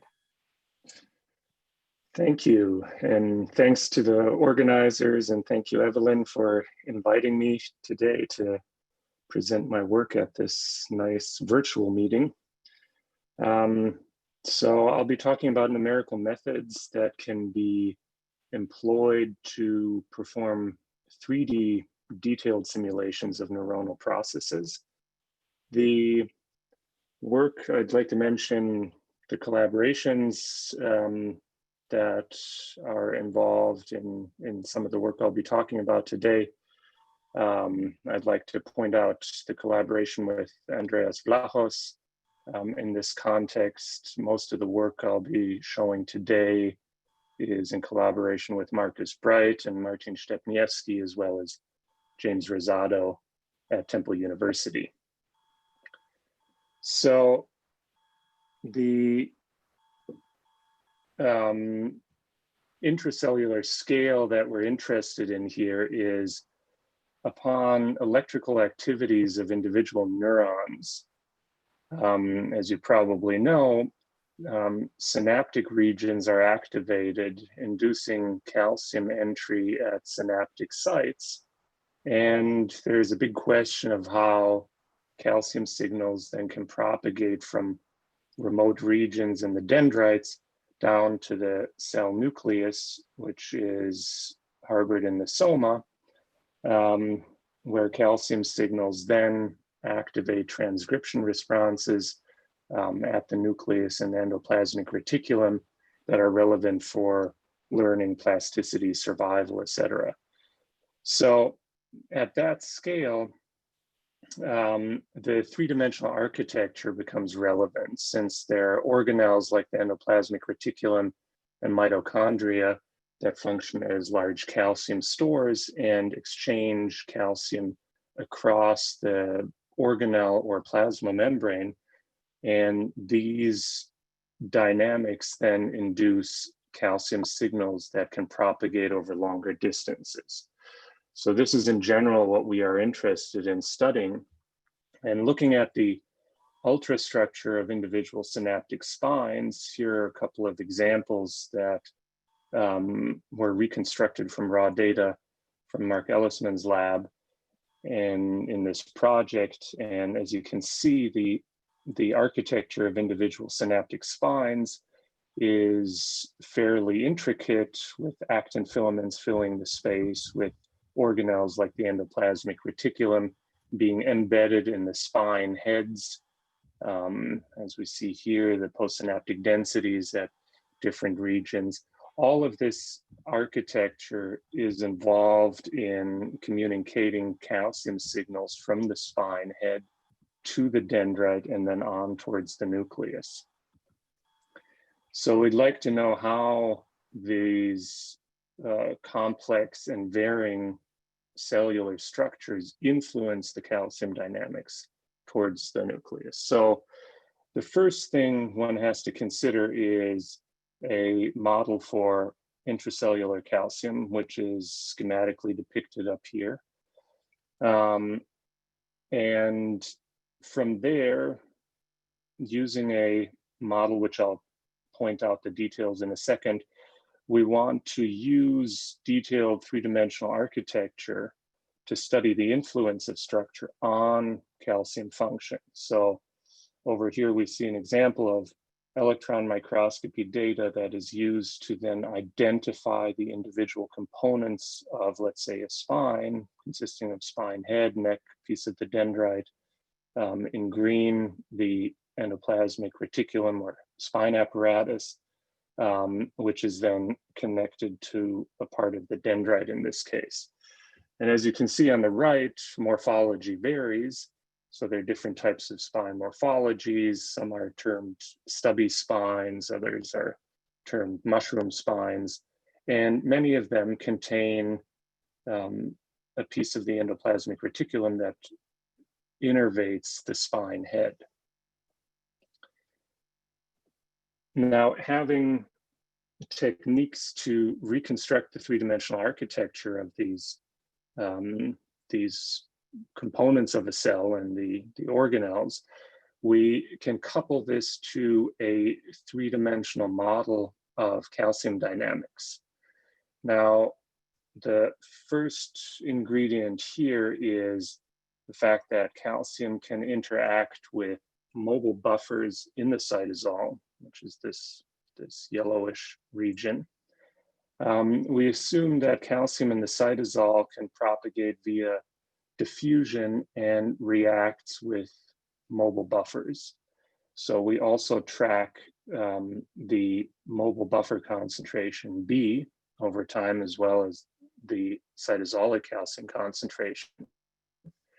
And this can be then combined with the enzymatic production of a molecule called IP3, which then can interact with so-called IP3 receptors. So these are the components we track in the cytosol. And the green region is the endoplasmic reticulum. And inside the endoplasmic reticulum, we assume that endoplasmic calcium can diffuse. So there is work that shows that the endoplasmic reticulum seems to be a connected organelle, so calcium can freely move within that organelle. So we assume diffusion. Now, the boundary conditions are basically what drive this calcium system. So on the one hand, we have exchange mechanisms on the endoplasmic membrane. These are ryanodine receptors, IP3 receptors that pump calcium from the ER into the cytosol. And on the other hand, there are circuit pumps which replenish the ER with calcium that's available in the cytosol.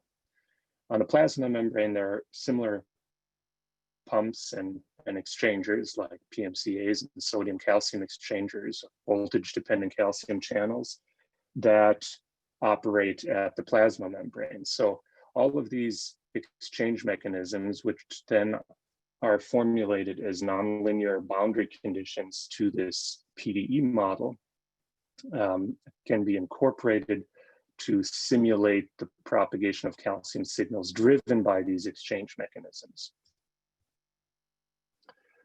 So I'll just briefly highlight the different types of exchangers like IP3 receptors. I won't go into detail. This is published work that now is integrated into a three-dimensional model.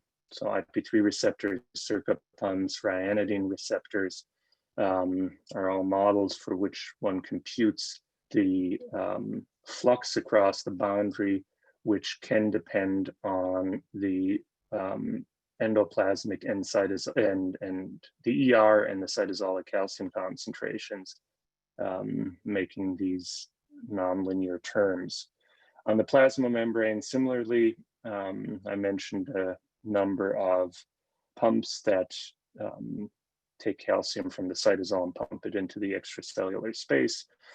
And on the right-hand side is a table that forgot to mention the reference here with the parameter set that we used for a specific study of calcium dynamics in spines.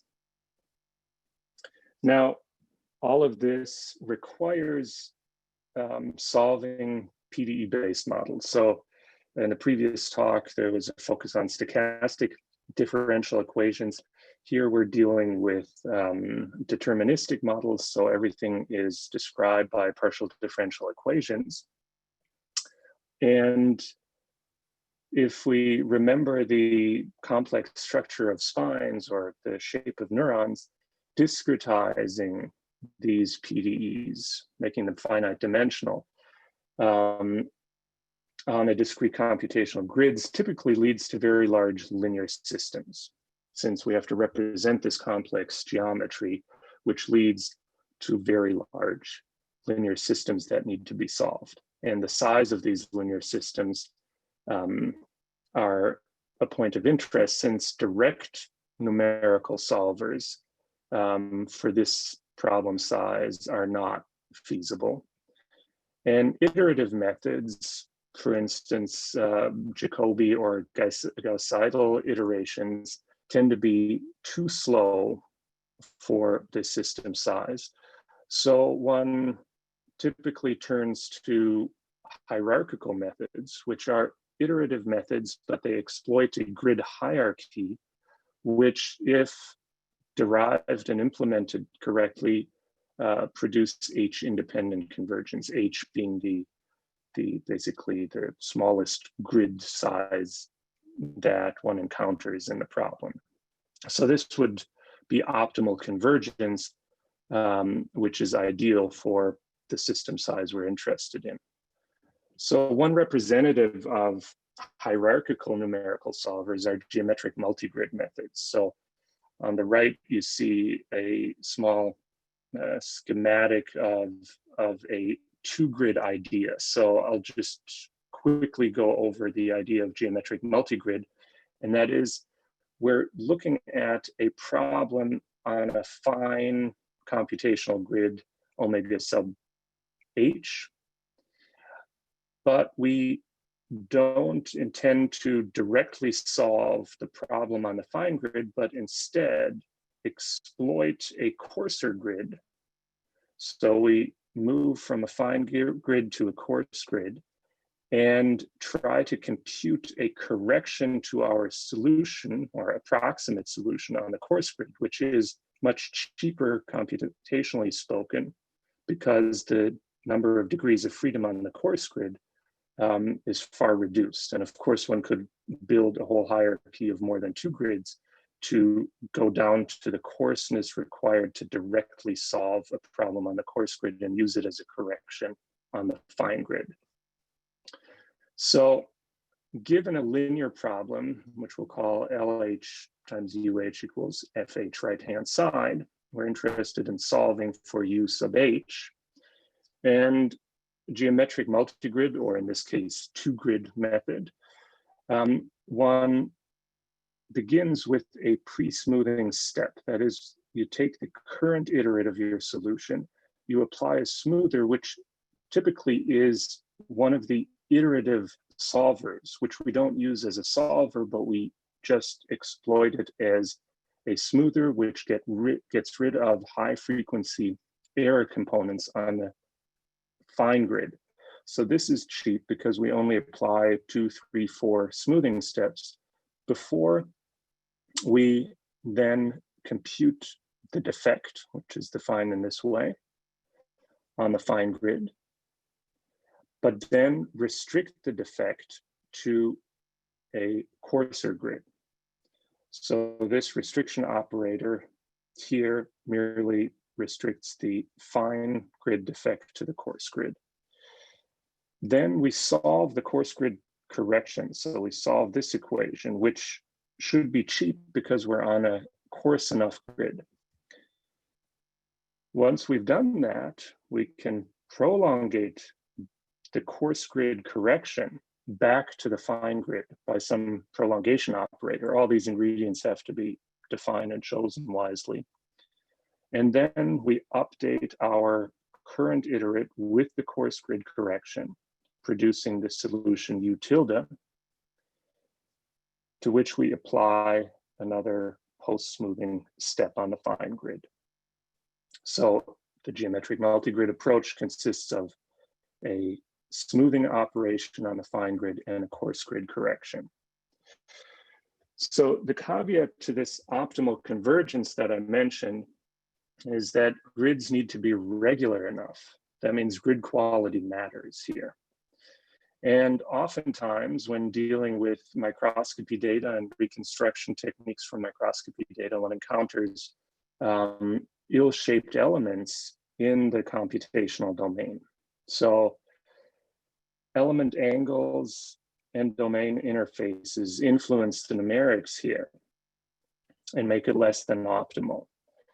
And once we've introduced by reconstruction method, for instance, elements that are unfavorable for the numerical approach, these would, in a multi-grid method, when refining, just propagate through the grid hierarchy. So the question is, how do we automatically deal with with effects that can happen due to grid quality. And one approach we took was to use so-called smooth subdivision theory to optimize volumetric computational grids automatically that work with geometric multigrid methods. So here's a visual idea of subdivision methods. So one starts with a coarse grid and continuously applies an operator S to the grid, which then produces or converges to a limit surface in this case, and this can be done for volumetric grids as well.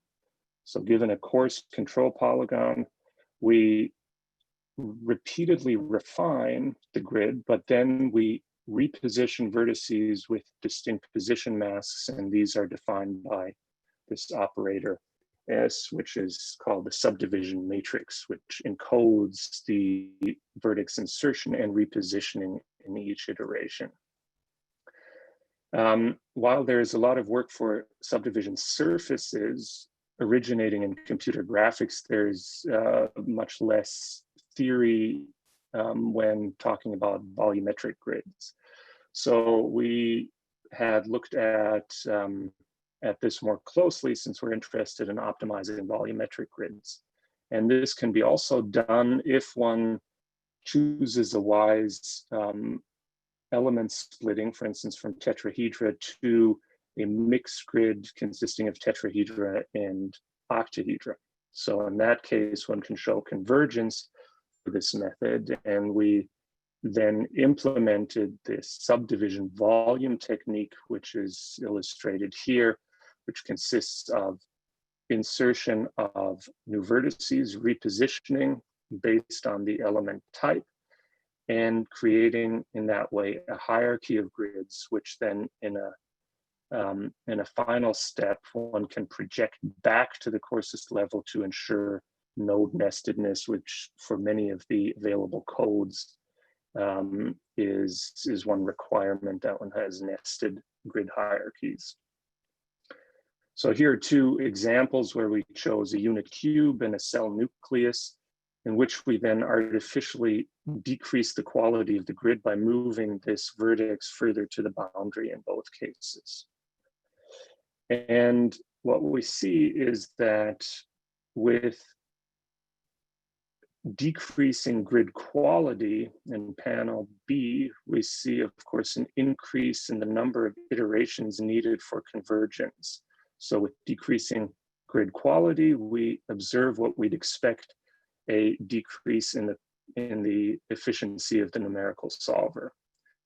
Now, this is the case for standard geometric multigrid in blue, whereas if we apply the subdivision geometric multigrid I just highlighted, we can see that the number of iterations can be held in check by automatically regularizing the computational grid. And in these cases, and there are some cases, as you can see, for the cell nucleus where the standard method diverges and the subdivision geometric multigrid method performs very well, and we can, in some of our test cases, see improvement factors of over 50 when comparing this SGMG method with standard geometric multigrid.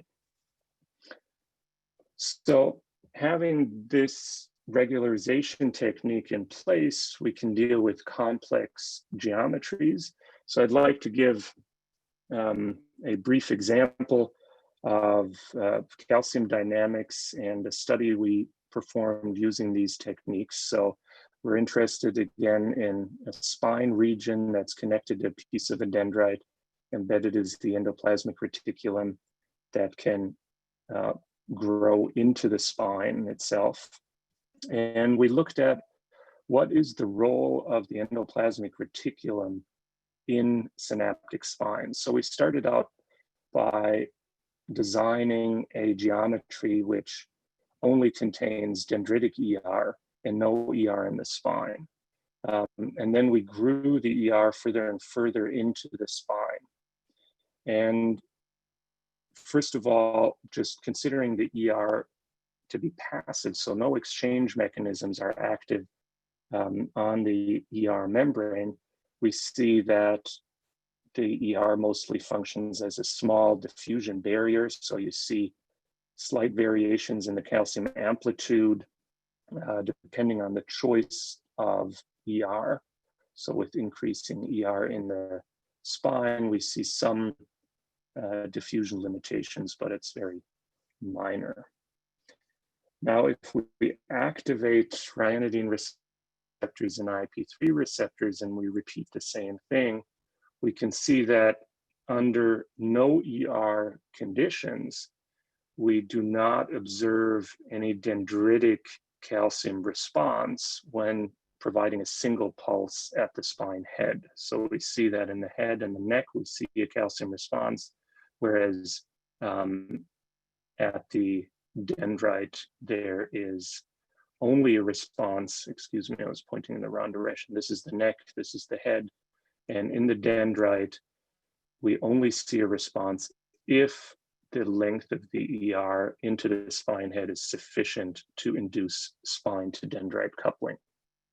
Now for IP3 only responses, we see that IP3 receptors increase cytosolic calcium at a much longer time scale and not to the extent as ryanodine receptors do.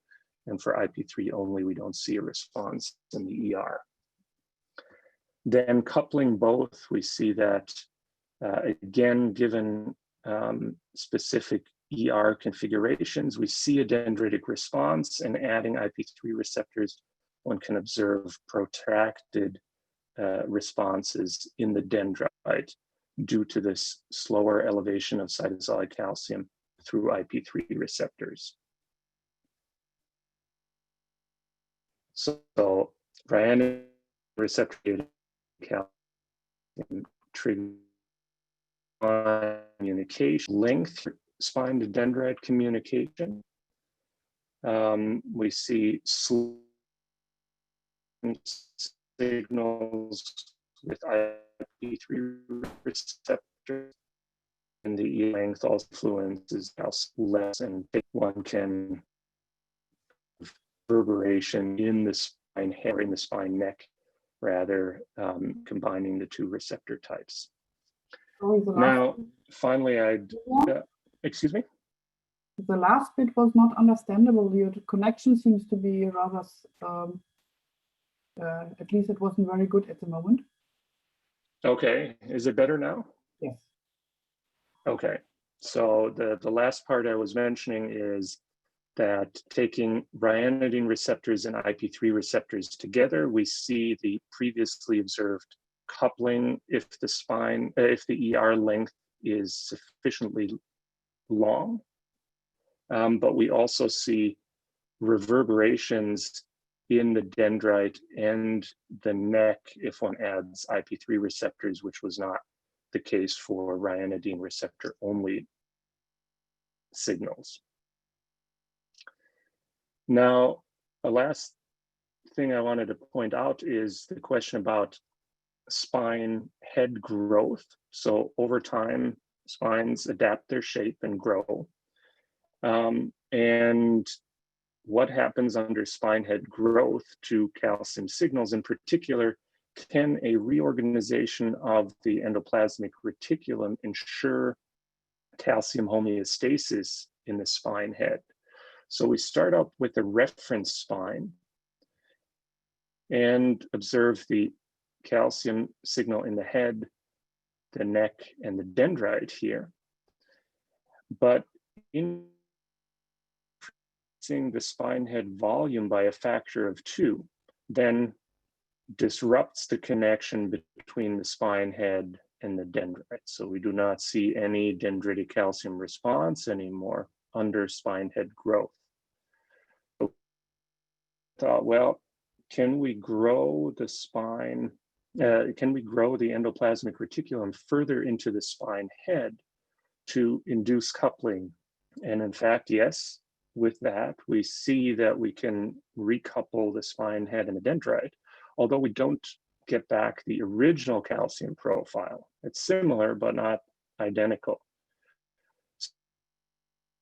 So we then increase the volumetric part at the tip of the ER. And with that modification, one can, comparing B and E, see that under spine head growth and reorganization of the ER, one can guarantee calcium homeostasis in all these 3 units, head, neck, and dendrite. So upon head growth, calcium concentrations drop, as one would expect. And we see that ER repositioning can restore calcium, the original calcium signal, to a certain extent. And therefore, calcium homeostasis can be regulated by intracellular ER reorganization. And upon completing this study, we were looking at the fact that we had to increase the volumetric part of the ER in the spine head to ensure this calcium homeostasis. And what could be observed in published work is that in fact, once the ER grows into this head, to grow in such a way to be the surface to spine head. So these geometries seem to replicate the prediction of the model here, that one has to do exactly what is observed in order to ensure calcium homeostasis under geometric changes of the spine itself.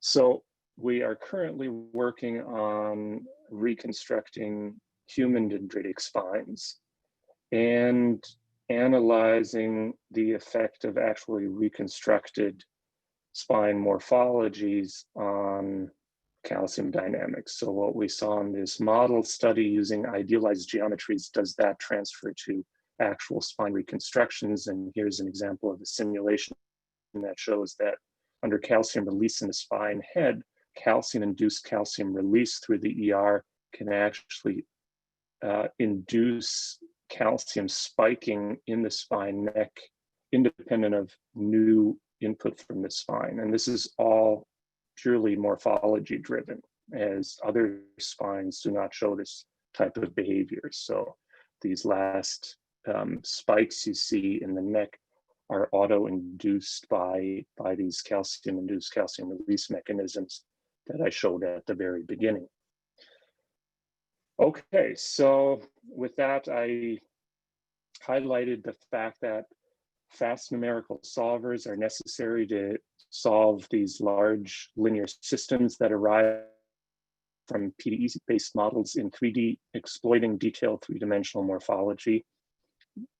I presented ways to automatically regularize geometries or computational grids to include them efficiently in hierarchical numerical solvers like geometric multigrid, and then incorporate detailed reconstructed morphologies into numerical simulation to study the influence of 3D structure on, in this case, calcium function.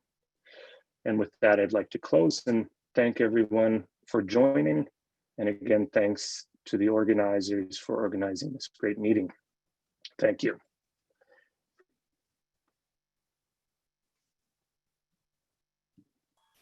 Thank you, Gillian, for this interesting talk. We have a question by Julia Timofeeva. I expect the modeling results on ER will be affected by the choice of densities of the RYR and IP3 on ER. Are the experimental data data available to constrain these densities? There are some experimental data that indicate whether or not a specific receptor type is present at the spine apparatus and the endoplasmic reticulum. And there are some ballpark figures, some ballpark numbers that can be derived from estimates of the surface area and numbers that have been observed in different systems. Although I have to say that really reliable numbers are not, or to my knowledge, not available so far. So in all of the studies, we've used these ballpark computations and varied the parameter space significantly to determine the influence of the choice of, let's say, a ryanity receptor density or IP3 receptor density on the outcome of the simulation. Yeah. Okay, thank you. I'll switch you off now. I hope. I'll switch, are we on?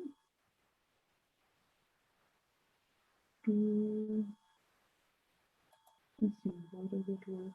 You're on already.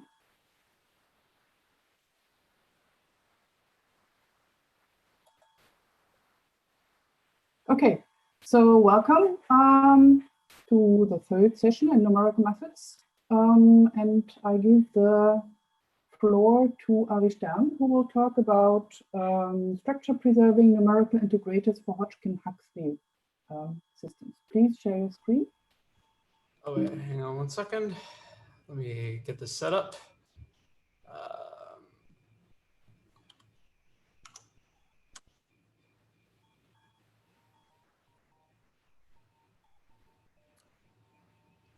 Okay, can you see my screen and hear me? Yes. Okay, wonderful. Well, thank you very much. I want to thank Evelyn and the organizers for putting this together and for inviting me to speak at this session. So I'm going to be talking about structure preserving integrators for what I'm going to call Hodgkin-Huxley type systems. And this is going to include the Hodgkin-Huxley model for neuronal dynamics, as well as some other types of systems.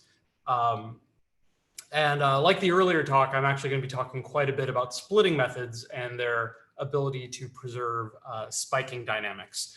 So this is joint work with my two co-authors, Zhengdao Chen, who was a really remarkable undergraduate at Washington University, who's now doing his PhD at Courant at NYU, and Bharani Raman, who is a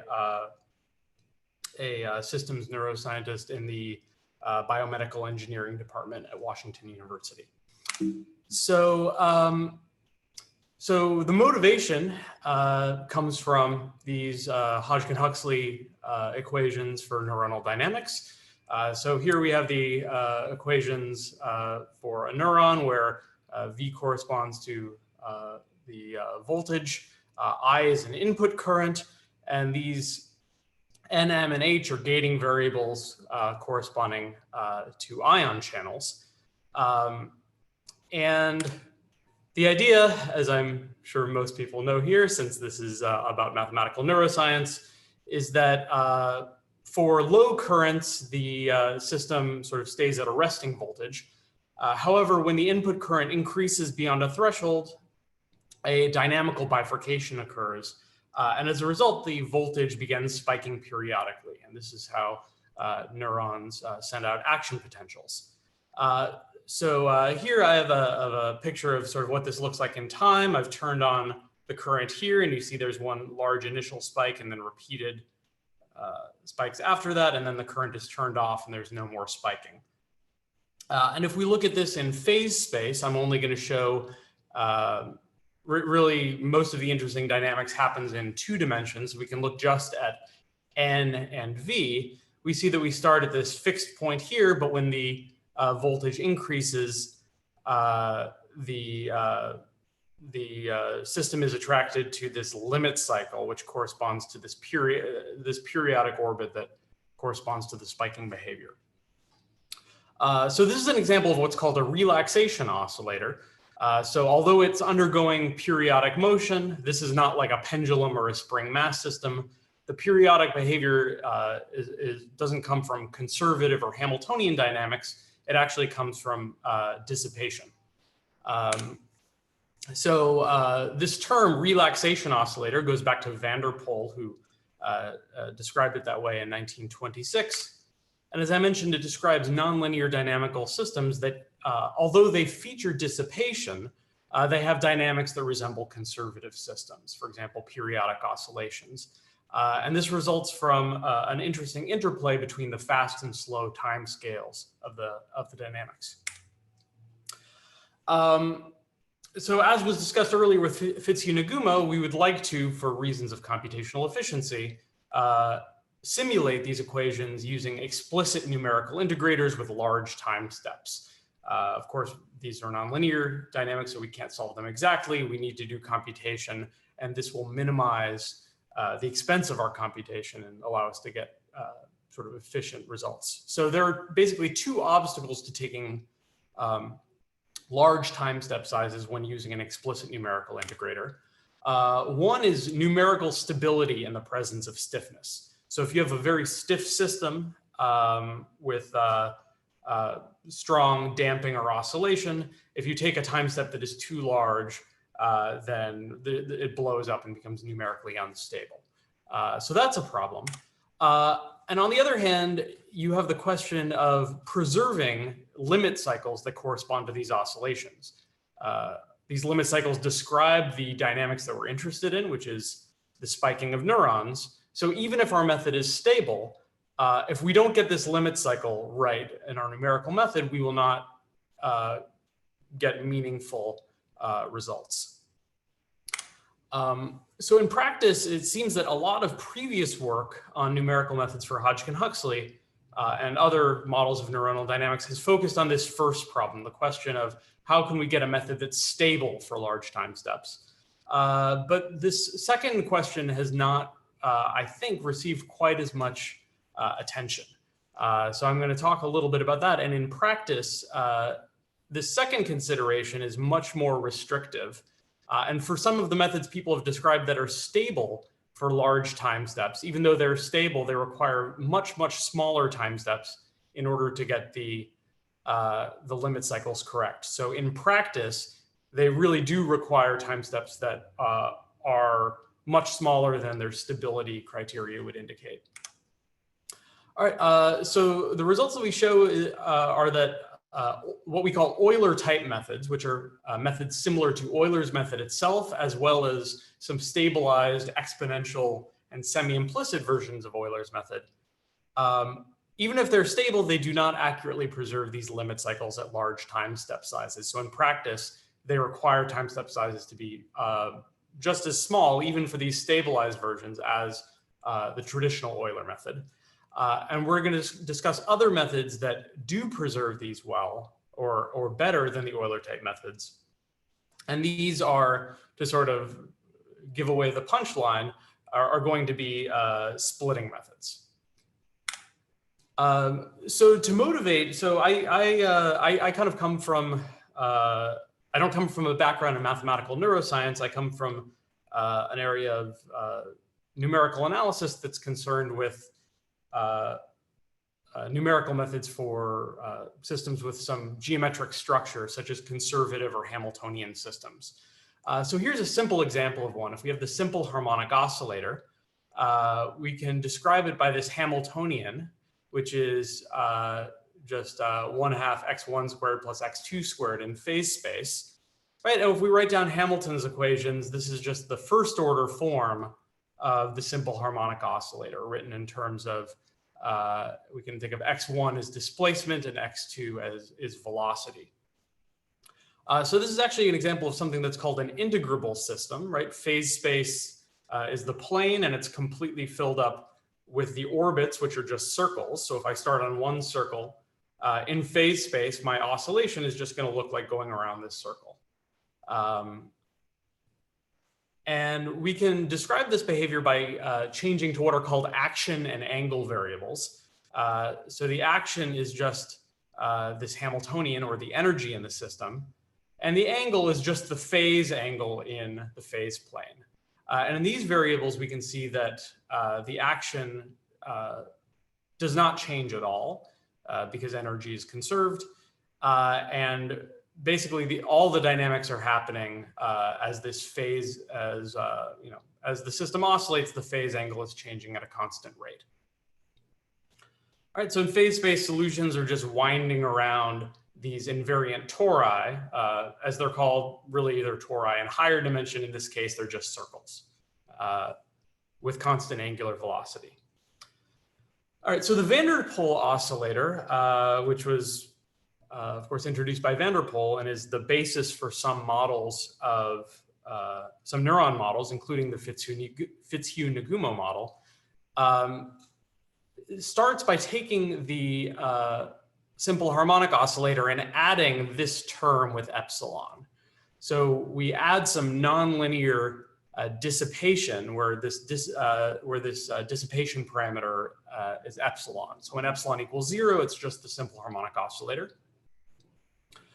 So when epsilon is very small, we can show that this has a fixed point at the origin and a limit cycle with radius approximately 2. So when epsilon is equal to 0, we have all of these invariant tori. We have the whole plane filled with concentric circles. However, when we move epsilon away from 0, all of these disappear with the exception of the one with radius 0 and one with radius approximately 2, which is this limit cycle. So here we see an example of a solution sort of spiraling out and ending up on this limit cycle with a radius approximately 2. So the way that van der Pol analyzed this behavior, why is it the case that we have this fixed point at 0 and this limit cycle with a radius approximately 2? Well, we can take the van der Pol equations and transform them into these action angle variables, A and theta. Right? And now we no longer have A dot is equal to 0. A dot is this expression involving epsilon. And we have this expression for theta dot. And when epsilon is very small, right, we can see that the variable A changes much more slowly. It changes on the order of epsilon, where this is O of 1. So basically, we can, since the angle is changing so much more quickly than the amplitude, we can average over all the angles between 0 and 2 pi, and we get this equation for the average dynamics. So the average dynamics, we see that theta dot is asymptotic to -1. And if we look at these dynamics for how the amplitude changes, we see that there are two fixed points, one at A equals 0 and one at A equals 2. And that's the reason for this fixed point at 0 and this limit cycle with approximate radius 2. All right, so when epsilon is negative, the fixed point is stable and the limit cycle is unstable. However, if we increase epsilon past 0, there's a Hopf bifurcation and then the fixed point becomes unstable. So much like a neuron, right, this thing will stay at a fixed point, but when we increase the parameter enough, all of a sudden the fixed point becomes unstable and it jumps to the limit cycle and begins oscillating. So when epsilon is much greater than 1, so when epsilon is large, there's also a similar limit cycle spiking type behavior, but it's not as well described by this method of averaging. We can change variables using this thing called the Lienard transformation, which I'm calling y1, y2 instead of x1, x2. In terms of these variables, and this is more closely related to how the Fitzhugh-Nagumo model is typically written. All right, we have this cubic null line here, and we see that the dynamics of y1, if epsilon is large, are very fast. Dynamics of y2 are very slow. So what happens is the solution jumps between branches of this null line and then crawls slowly along it, then jumps again, right, and so on and so forth, and we get this spiking behavior. All right, so what do the van der Pol oscillator and Hodgkin-Huxley have in common? Well, one thing that they have in common, as we've seen, is they both feature these sort of bifurcation and limit cycle dynamics. But another thing that they have in common is that they're what is called conditionally linear. And what that means is that although they are nonlinear, right, if I freeze all of the other variables and I look at just one variable, that actually satisfies a linear equation with constant coefficients. So here, for example, if I look at x2, this is a nonlinear equation. However, it's only nonlinear in the other variable x1. And if I were to freeze x1, then x2 satisfies a linear ODE, and similarly for x1. with the Hodgkin-Huxley equations, right? If I freeze n, m, and h, then v satisfies a linear equation. And similarly, if I freeze v, then n, m, and h satisfy a linear equation. So there is nonlinearity, but it's sort of a milder form of nonlinearity, where the nonlinear part is only the other variables, other than that particular one that we're looking at. Okay, so how are we going to approach this? Well, the goal is going to be to integrate systems like this with as few evaluations of the nonlinear functions as possible, because these typically dominate the cost of numerical integration. And as I mentioned, we use this observation that if I freeze all the other variables with j not equal to I, then xi satisfies a linear ODE with constant coefficients. Right? And we can solve linear ODEs with constant coefficients exactly. So if I use this to mean the time h flow of xi, where all the other xj's are held fixed, then this is how xi evolves, right? It evolves like this, and xj stay the same. And we can do this more generally. We don't have to do the exact flow necessarily. We can use an approximate flow. For example, coming from, right, I could apply some Runge-Kutta method to this system. And even if it's an implicit Runge-Kutta method, if I freeze all the xj's with j not equal to I can come up with an explicit formula for a solution. All right, so I say that an Euler type method for a conditionally linear system has the following form, meaning that for each of the xi's, I just apply some numerical method to the previous time step, right? And I do this sort of stepping forward in parallel because each of the xi's only depend on the state of the system at time n. All right, so this includes Euler's method, the exponential Euler method, as well as the semi-implicit Euler method, which is sort of is related to basically applying backward Euler to that frozen system. Okay, so Euler's method is well known to have problems with stability in the presence of stiffness, but the exponential and semi-implicit Euler methods are much more stable, and for this reason they've been proposed as good methods for the Hodgkin-Huxley equations due to these stability properties. On the other hand, as opposed to Euler type methods, we can also look at splitting methods or composition methods. And the idea is that rather than stepping forward each of the components in parallel, we do it in series. So I would step x1 forward, then x2, then x3, right? Go down. And if I were doing this symmetric composition, I would then go back in the opposite order the next time. All right, so examples include the Sturmer-Verlet method, also known as the leapfrog method, which is a symplectic integrator that's widely used for Hamiltonian systems, as well as the Strang splitting method that was mentioned earlier. So for the van der Pol oscillator, we actually see that the splitting and Sturmer-Verlet methods do a very good job of maintaining this limit cycle with radius approximately 2. However, the exponential and SI Euler methods give distorted limit cycles that have radius much too large, right? And this is a theorem that appears in our paper that explains this. Basically, splitting or composition methods have limit cycle radius that's that has an error O of h squared independent of epsilon. However, Euler type methods, you have this dependence of the radius on epsilon. So when epsilon is very small, you get a distortion in the limit cycle radius. And that means that effectively we require h to be not just smaller than 1, but in fact much smaller than epsilon, which is much more restrictive than the stability criteria. And so this can be described via backward error analysis. We think of the numerical flow as being asymptotically the flow of a modified vector field. And you can show that the modified vector field for Euler type methods has these additional terms. And when we do the method of averaging, we pick up this error in the limit cycle radius.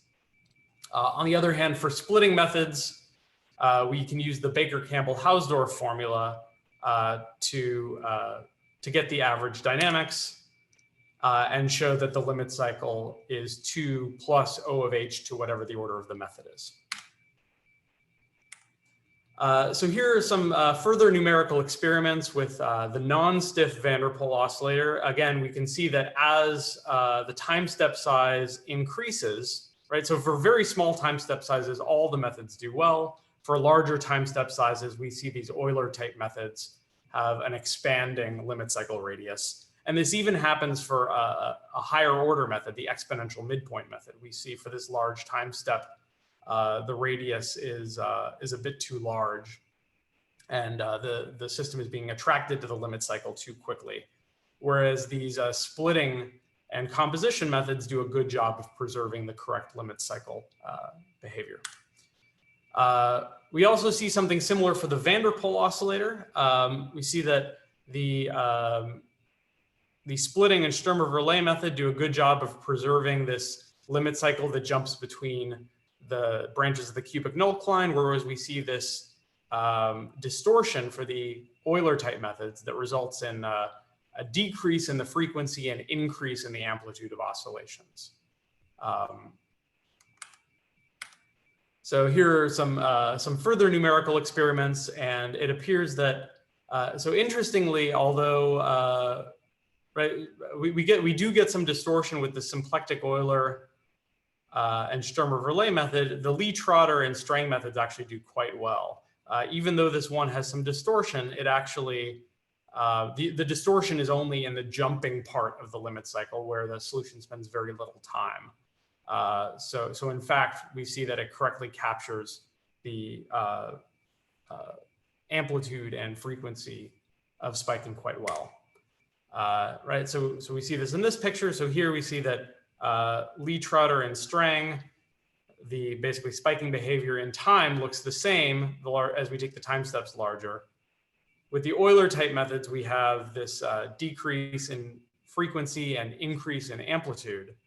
And we also see some distortion for the exponential midpoint, symplectic Euler, and Sturmer-Verlet methods. So the splitting methods seem to do the best of all when applied to either the non-stiff or stiff van der Pol oscillator. So we can do the same thing with the Hodgkin-Huxley neuron, and we observe something similar. So we see that the splitting method tends to, with the same numerical experiment I showed before, get approximately the right spiking frequency and amplitude. The exponential Euler and SI Euler methods, we see, again, a decrease in spiking frequency. And as a result, right, whereas these three methods, whereas the reference in these two methods fire the correct number of spikes, exponential Euler and SI Euler fire fewer spikes in the time between when the current is turned on and when it's turned off. And that's due, we can see, to sort of limit cycle distortion, where it takes too long to get around these periodic orbits due to the distortion of the orbits in phase space. Right, so here are some further numerical experiments. Again, we can see this distortion in phase space, which is more severe, especially you can see for the SI Euler method. This loop is really sort of shrunk over here. And we can also see it in terms of the time variables, where here, for example, this is 0.4 milliseconds. The exponential Euler and SI Euler method have each lost some spikes. So this is 6 spikes. This is 5 spikes. The exponential midpoint even gives only 6. We've lost 1 here, whereas Lee-Trotter and Strang splitting give the correct number, 7 spikes. And you only start to see breakdown at a larger time step than you see for these other methods.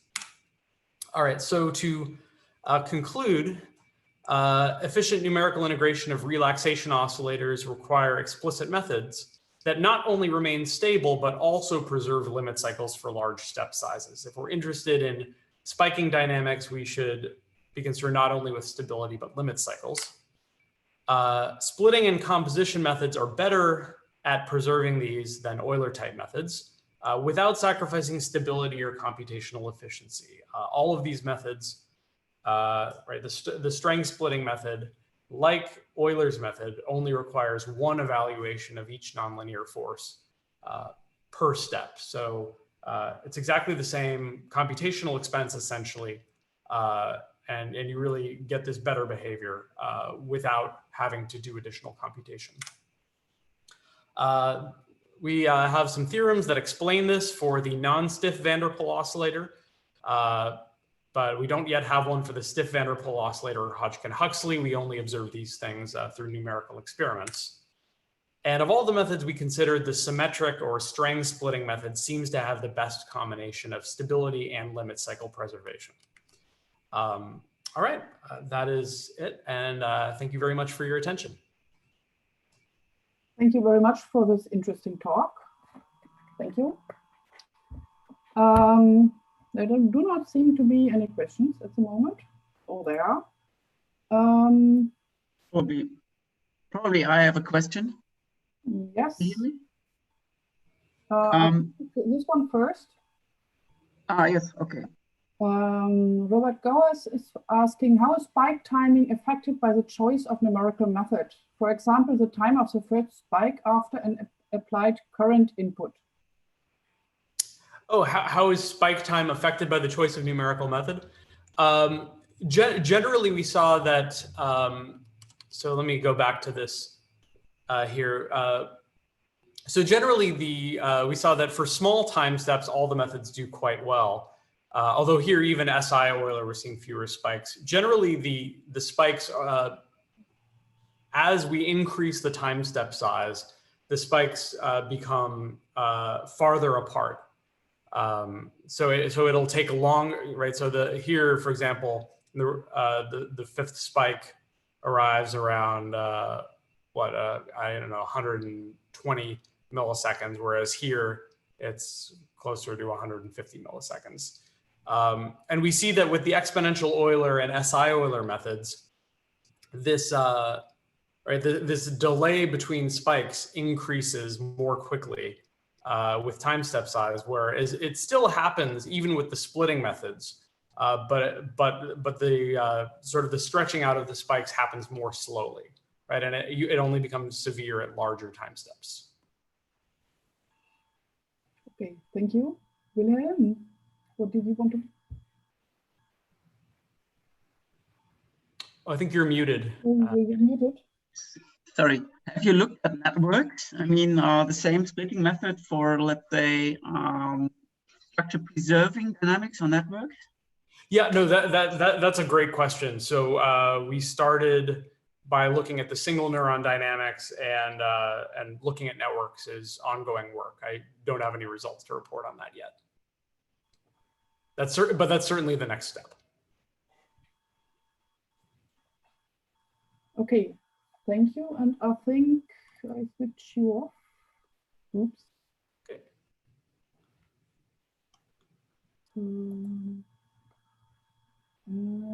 Oh, you're on already? Somebody else is doing my stuff.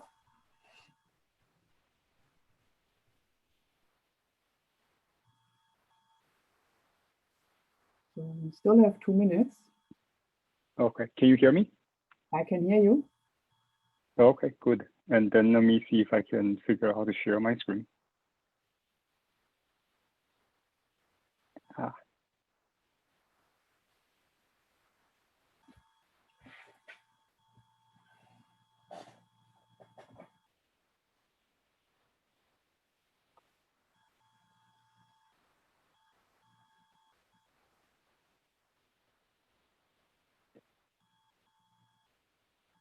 It works. Okay, good.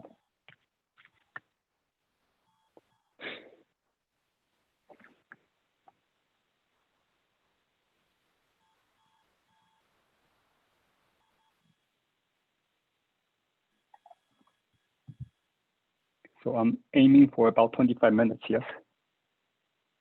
Perfect.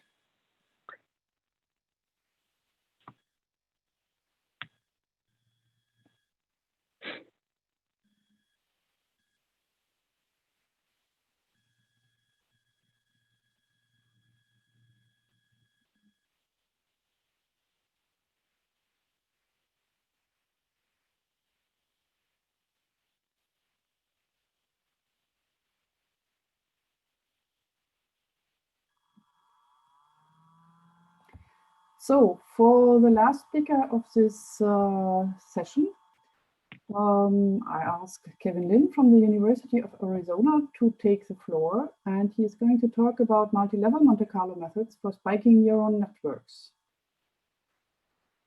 Thank you. So I'd like to start by thanking Evan and the organizers for putting together this very interesting conference and for this opportunity to speak. So I'll be talking about joint work with my PhD student I'm co-advising, George Cheng Xiao. He's actually he knows this material much better than I do. I'll do my best, but he's defending his dissertation later today, and so I think he's a little bit occupied. And what I'll talk about is well, so multi-level Monte Carlo for spiking neurons. I'll explain all this. I do apologize ahead of time that there's the first half of the talk is pretty introductory for those of you who know the subject, but since it's a pretty broad audience, I thought it's good to make sure we're on the same page. Okay, so so this is a talk primarily about numerical methods, and the kind of models that I have in mind are large networks of spiking neuron models. And so you know, so as you will see, we're not quite there yet. This work is kind of at beginning stages, but the but you know, so to give you a flavor of what we do, so when we simulate a large network, right, so often the kinds of abstractly the kind of questions that we're interested in is I have a network model, I present it with some stimulus, and then I like to see what happens after I present the stimulus. And so this figure, for example, is taken from one of a joint paper with some co-authors. And so in this simulation, we were interested in what happens in a network of spiking neurons if we introduce an extra spike at a certain time, and then and what happens to the dynamics subsequent to that. Okay.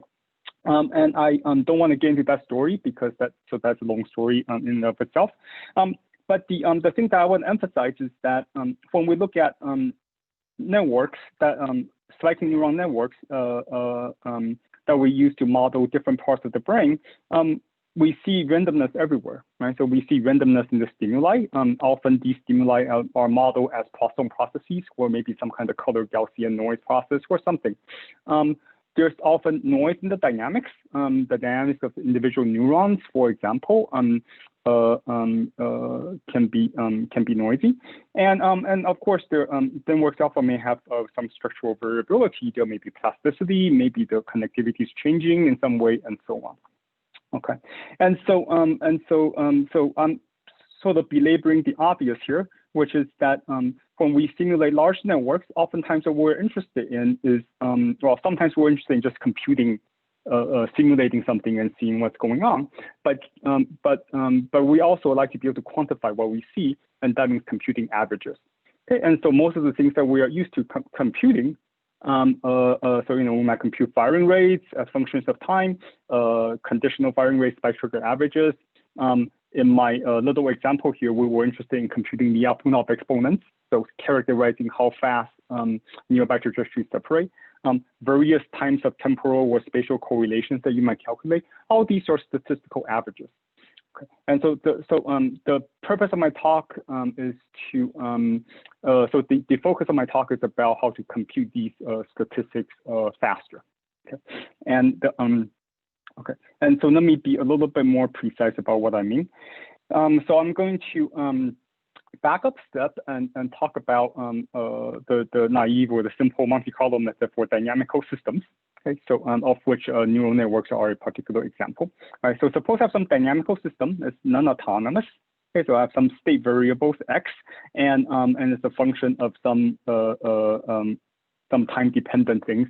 These could represent all the stimuli and all your noise sources and so on. And what I want to compute is the expectation of some observable g at some later time t. Okay, and it's a function of the state. Right. So the direct what I call the direct Monte Carlo estimator is this very simple procedure that we have all many of us have carried out, which is I simulate I carry out M simulations and I evaluate G on the state at time t, and then I just average. Okay, and so xt, of course, the state is a function of both the initial condition and the specific realization of the forcing that I see, and upon the so in each of these terms, I would just use an independent realization. Okay, and so okay, so that's simple enough. Except the only thing is, in order to, since we're interested in networks, these equations may be expensive to solve, and then on top of which, if you want to do it lots and lots of times, then that can get expensive. Okay. And so many of you are numerical analysts, and so numerical analysts are people who get excited about errors. So I'm going to talk about errors here. And so since this is statistical, a standard way to break down the error is in terms of the variance. Well, so a standard way to measure the error, first of all, is by the mean square error. So G hat here is that direct Monte Carlo estimator I wrote down earlier. And so, so I'm interested in how far this is from the expectation I'm going to compute in a mean square sense. And this breaks down easily into a term that's the variance. And then there's a term that's the bias. Okay. And the bias here, so bias actually refers to quantity inside the parentheses. So it's the difference in expectation between the thing you can estimate and the thing that you are trying to compute. Okay. And so I want to talk a little bit about that. So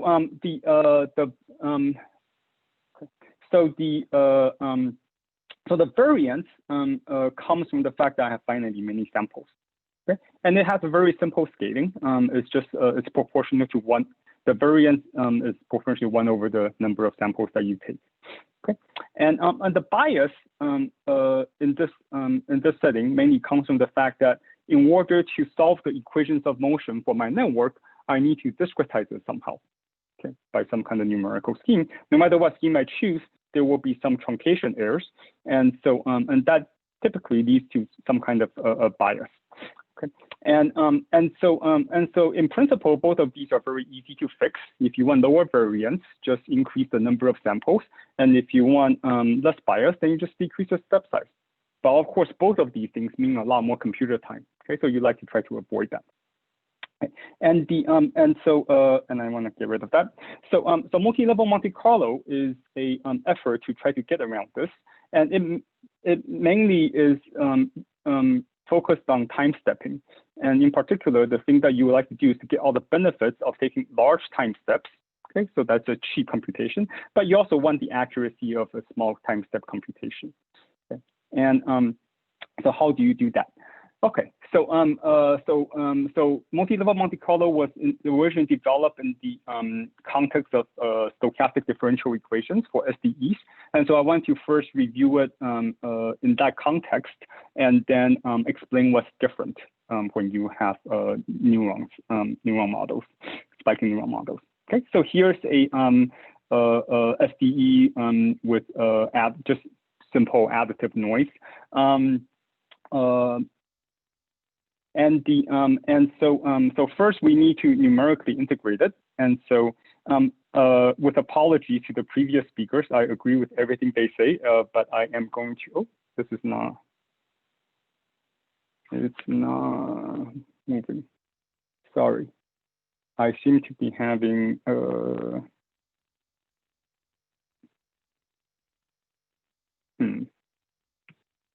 okay, sorry. I may have to, oops,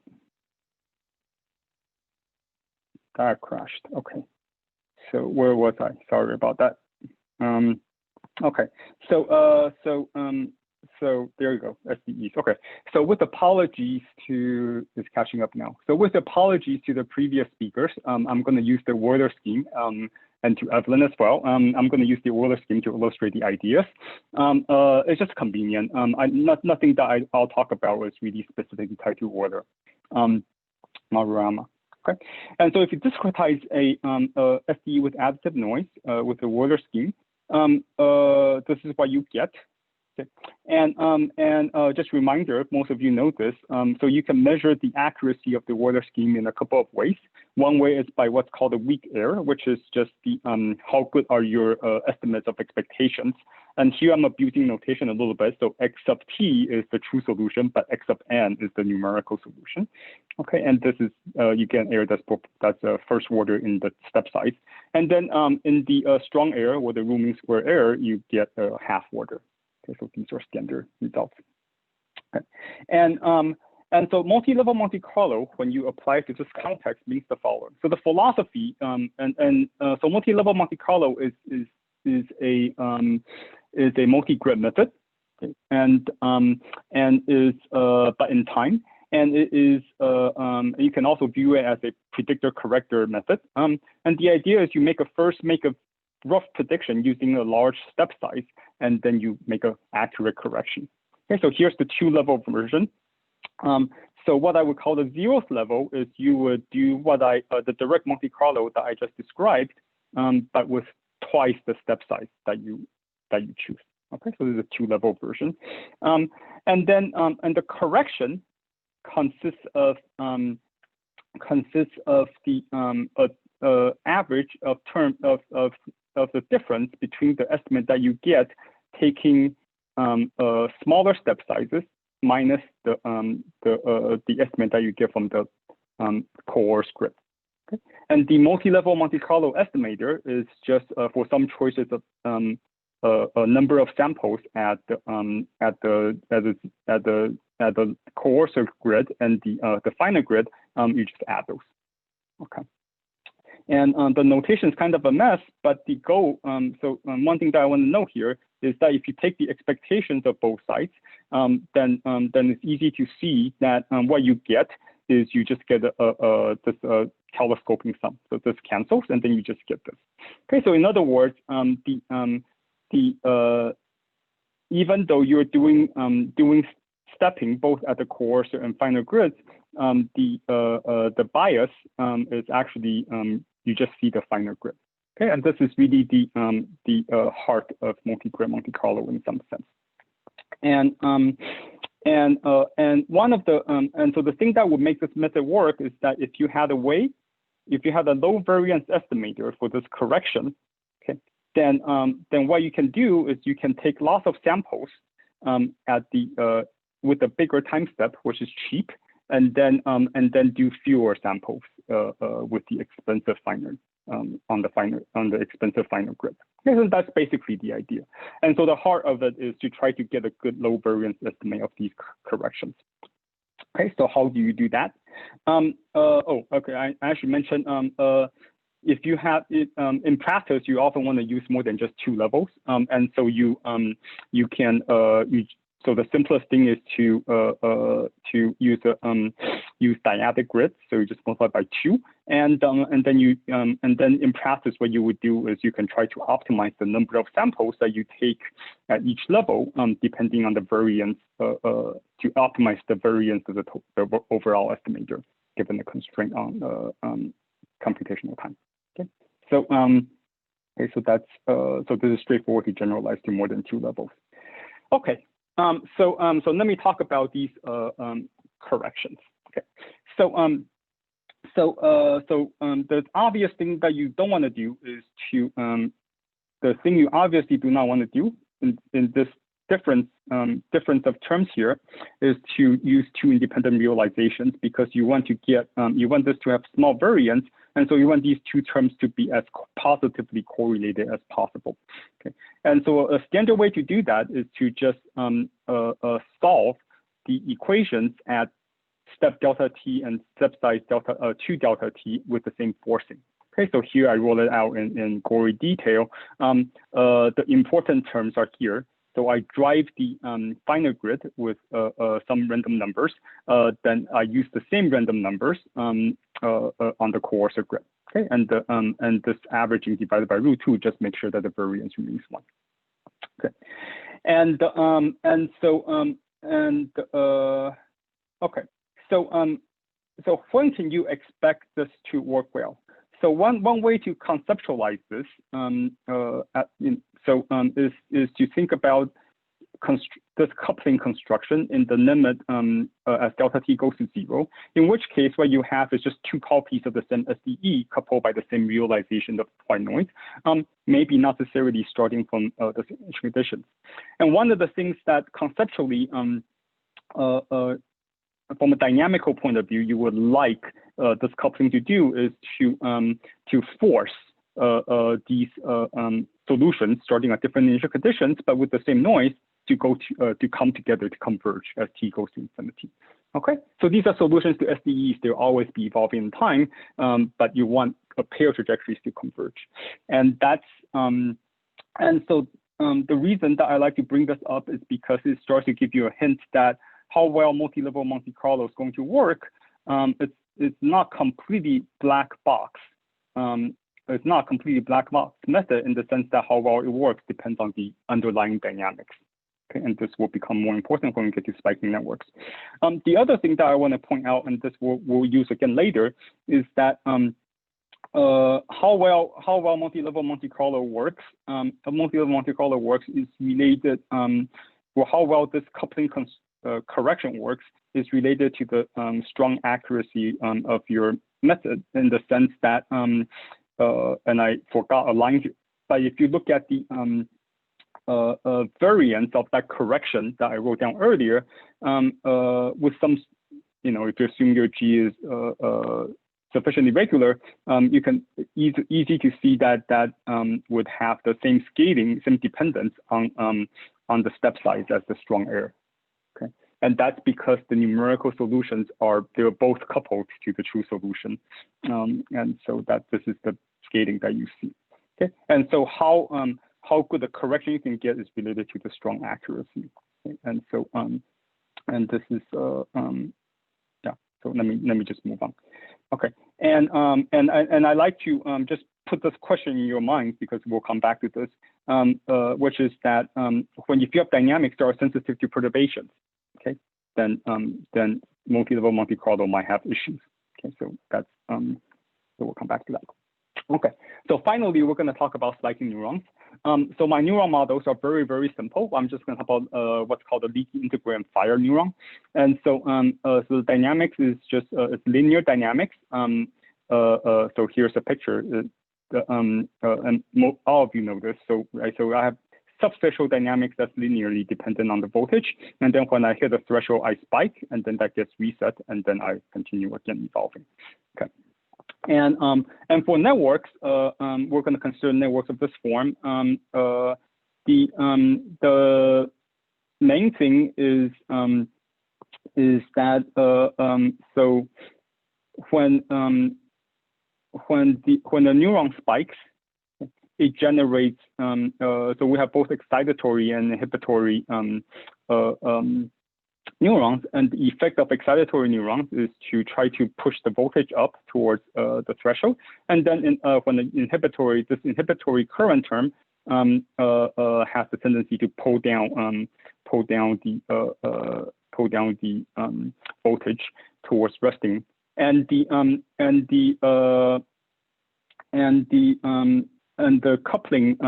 coupling constants here specify the structure of the matrix. Okay, I'm just looking at this. I typed this really late at night, so may have been some typos in the equations. But anyway, so I apologize for that, but I hope everyone gets the rough idea. Okay. So multi-level Monte Carlo. Oh, and one thing that I forgot to say. Sorry. And the important thing is that we generally do not study these networks in isolation, but there are some external stimuli, and so external stimuli here.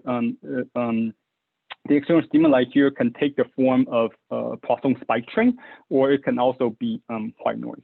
Okay, so whatever you choose for your input or some other kind of stochastic process, and whatever you choose for your model, generalizing multi-level Monte Carlo to leaky integral and fire networks is actually very straightforward. You just make two copies of your network.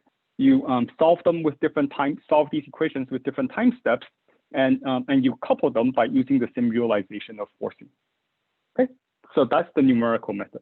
Okay, so so formulating the method is very straightforward. But then now the question is, how well does it work? Okay, now why might you expect it to not behave exactly the same as SDEs? So one of the issues is spikes. I try to paint this picture of multi-level Monte Carlo working well when solutions of your equations of motion are pushed together in phase space, and spiking, because of the discontinuity involved in spiking, that makes that harder. Right, the discontinuous jumps, and the trajectories have to somehow track each other across these continuous jumps. And so that's one issue. The other one is going to be eventually when we look at large networks. Okay, so spiking happens even with a single cell, but when you couple cells together into a large network, what you're going to start to that we need to worry about is that we know networks can be very sensitive to small perturbations. In particular, in studying cortical dynamics, people often use the network models are often tuned what's called a balanced regime, and we know there's a vast literature on the unbalanced networks where the excitation and inhibition are balanced in a certain sense, and these networks can be very, very sensitive to small perturbations. Okay? And so that also raises another question about how effective these multi-level Monte Carlo would be for such networks. Okay, so I'm running a little bit behind. I've got 5 minutes. No, less than that. About 5. Okay, so I'll try to just hit the main point.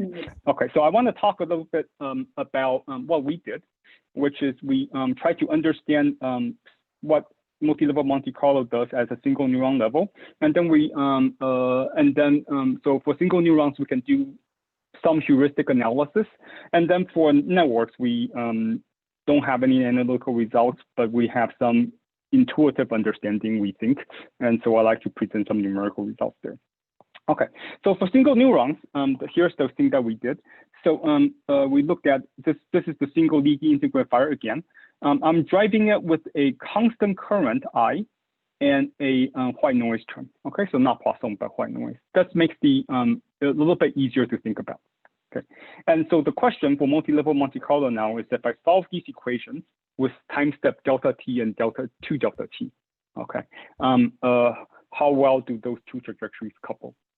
Okay, and remember, this is related to the strong error of whatever numerical scheme that you're using to solve the equations. Okay, and so here's a summary of the results. It turns out to depend on how you're driving the neuron. If you're in what we call a mean-driven regime, so where the current's large enough to induce persistent spiking by itself, then what happens is that the strong error is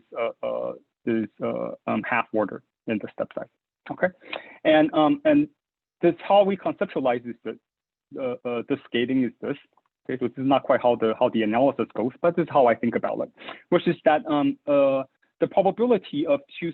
So you can convince yourself somehow that the probability of two, if you start with the same initial condition, then the strong accuracy tells you of SDEs tells you that before you hit that first spike, you stay within about delta t to the 1/2 of each other, and then one copy spikes, and then the other one hopefully shortly after also spikes, and so the probability that two spikes fall within the order delta t interval turns out to be pretty high, and something like one minus order of delta t or even larger, and so 1 minus O of delta t of the time, you're within order of delta t of each other in the mean square error sense. And then the rest of the time you're order 1 apart, but that only happens probability order delta t. And so overall, the mean square error is order delta t. And then so the strong error should be order delta t to the 1/2. Okay, so that's a conceptual way of thinking about the scaling. And the fluctuation-driven regime, where you're running on the noise to drive you over the spike threshold, things are different. It turns out that this probability is going to be much larger. The probability of 2 spikes within the order delta t interval, so within the same time bin, is much smaller.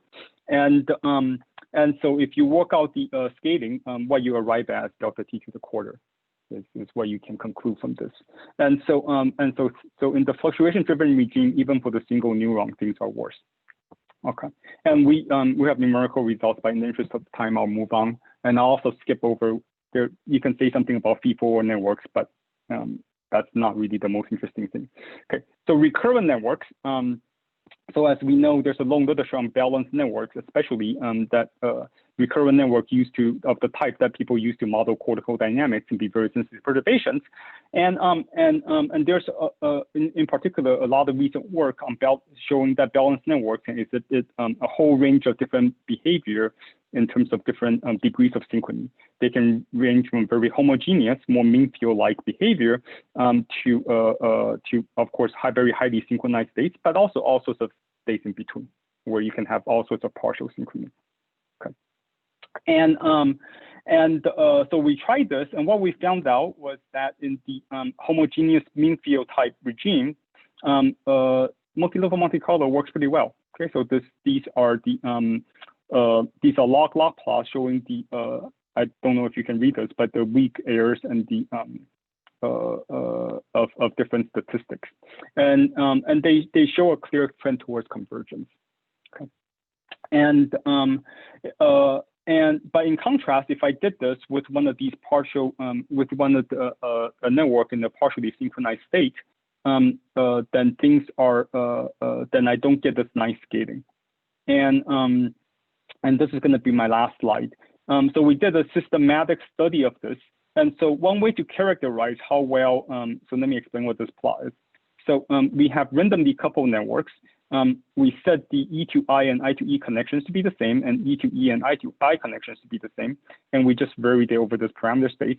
And what's being shown is oh, this is hard to read, sorry.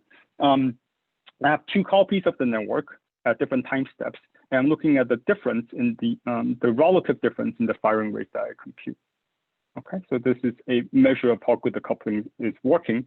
And what you can see is that up here, corresponding to the more synchronous spiking activity, the relative error is much larger than down here, where the coupling is much more effective. And this region down here corresponds exactly to the more homogeneous mean field behavior, and up here is the more synchronous behavior.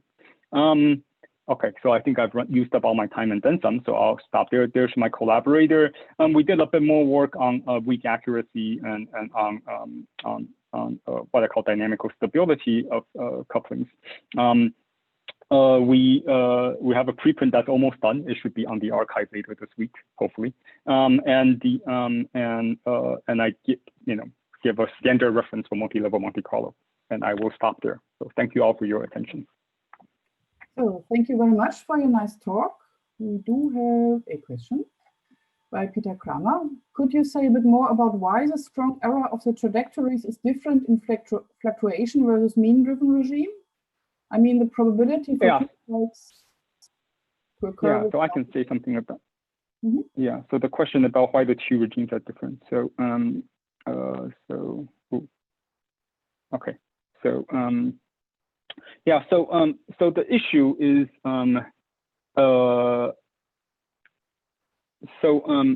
okay, so let me walk through this a little bit more carefully.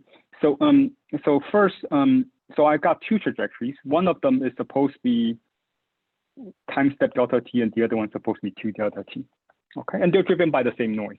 Okay, so in case you're wondering, the reason that in this picture, in the mean-driven regime, especially, the noise actually helps you push trajectories together.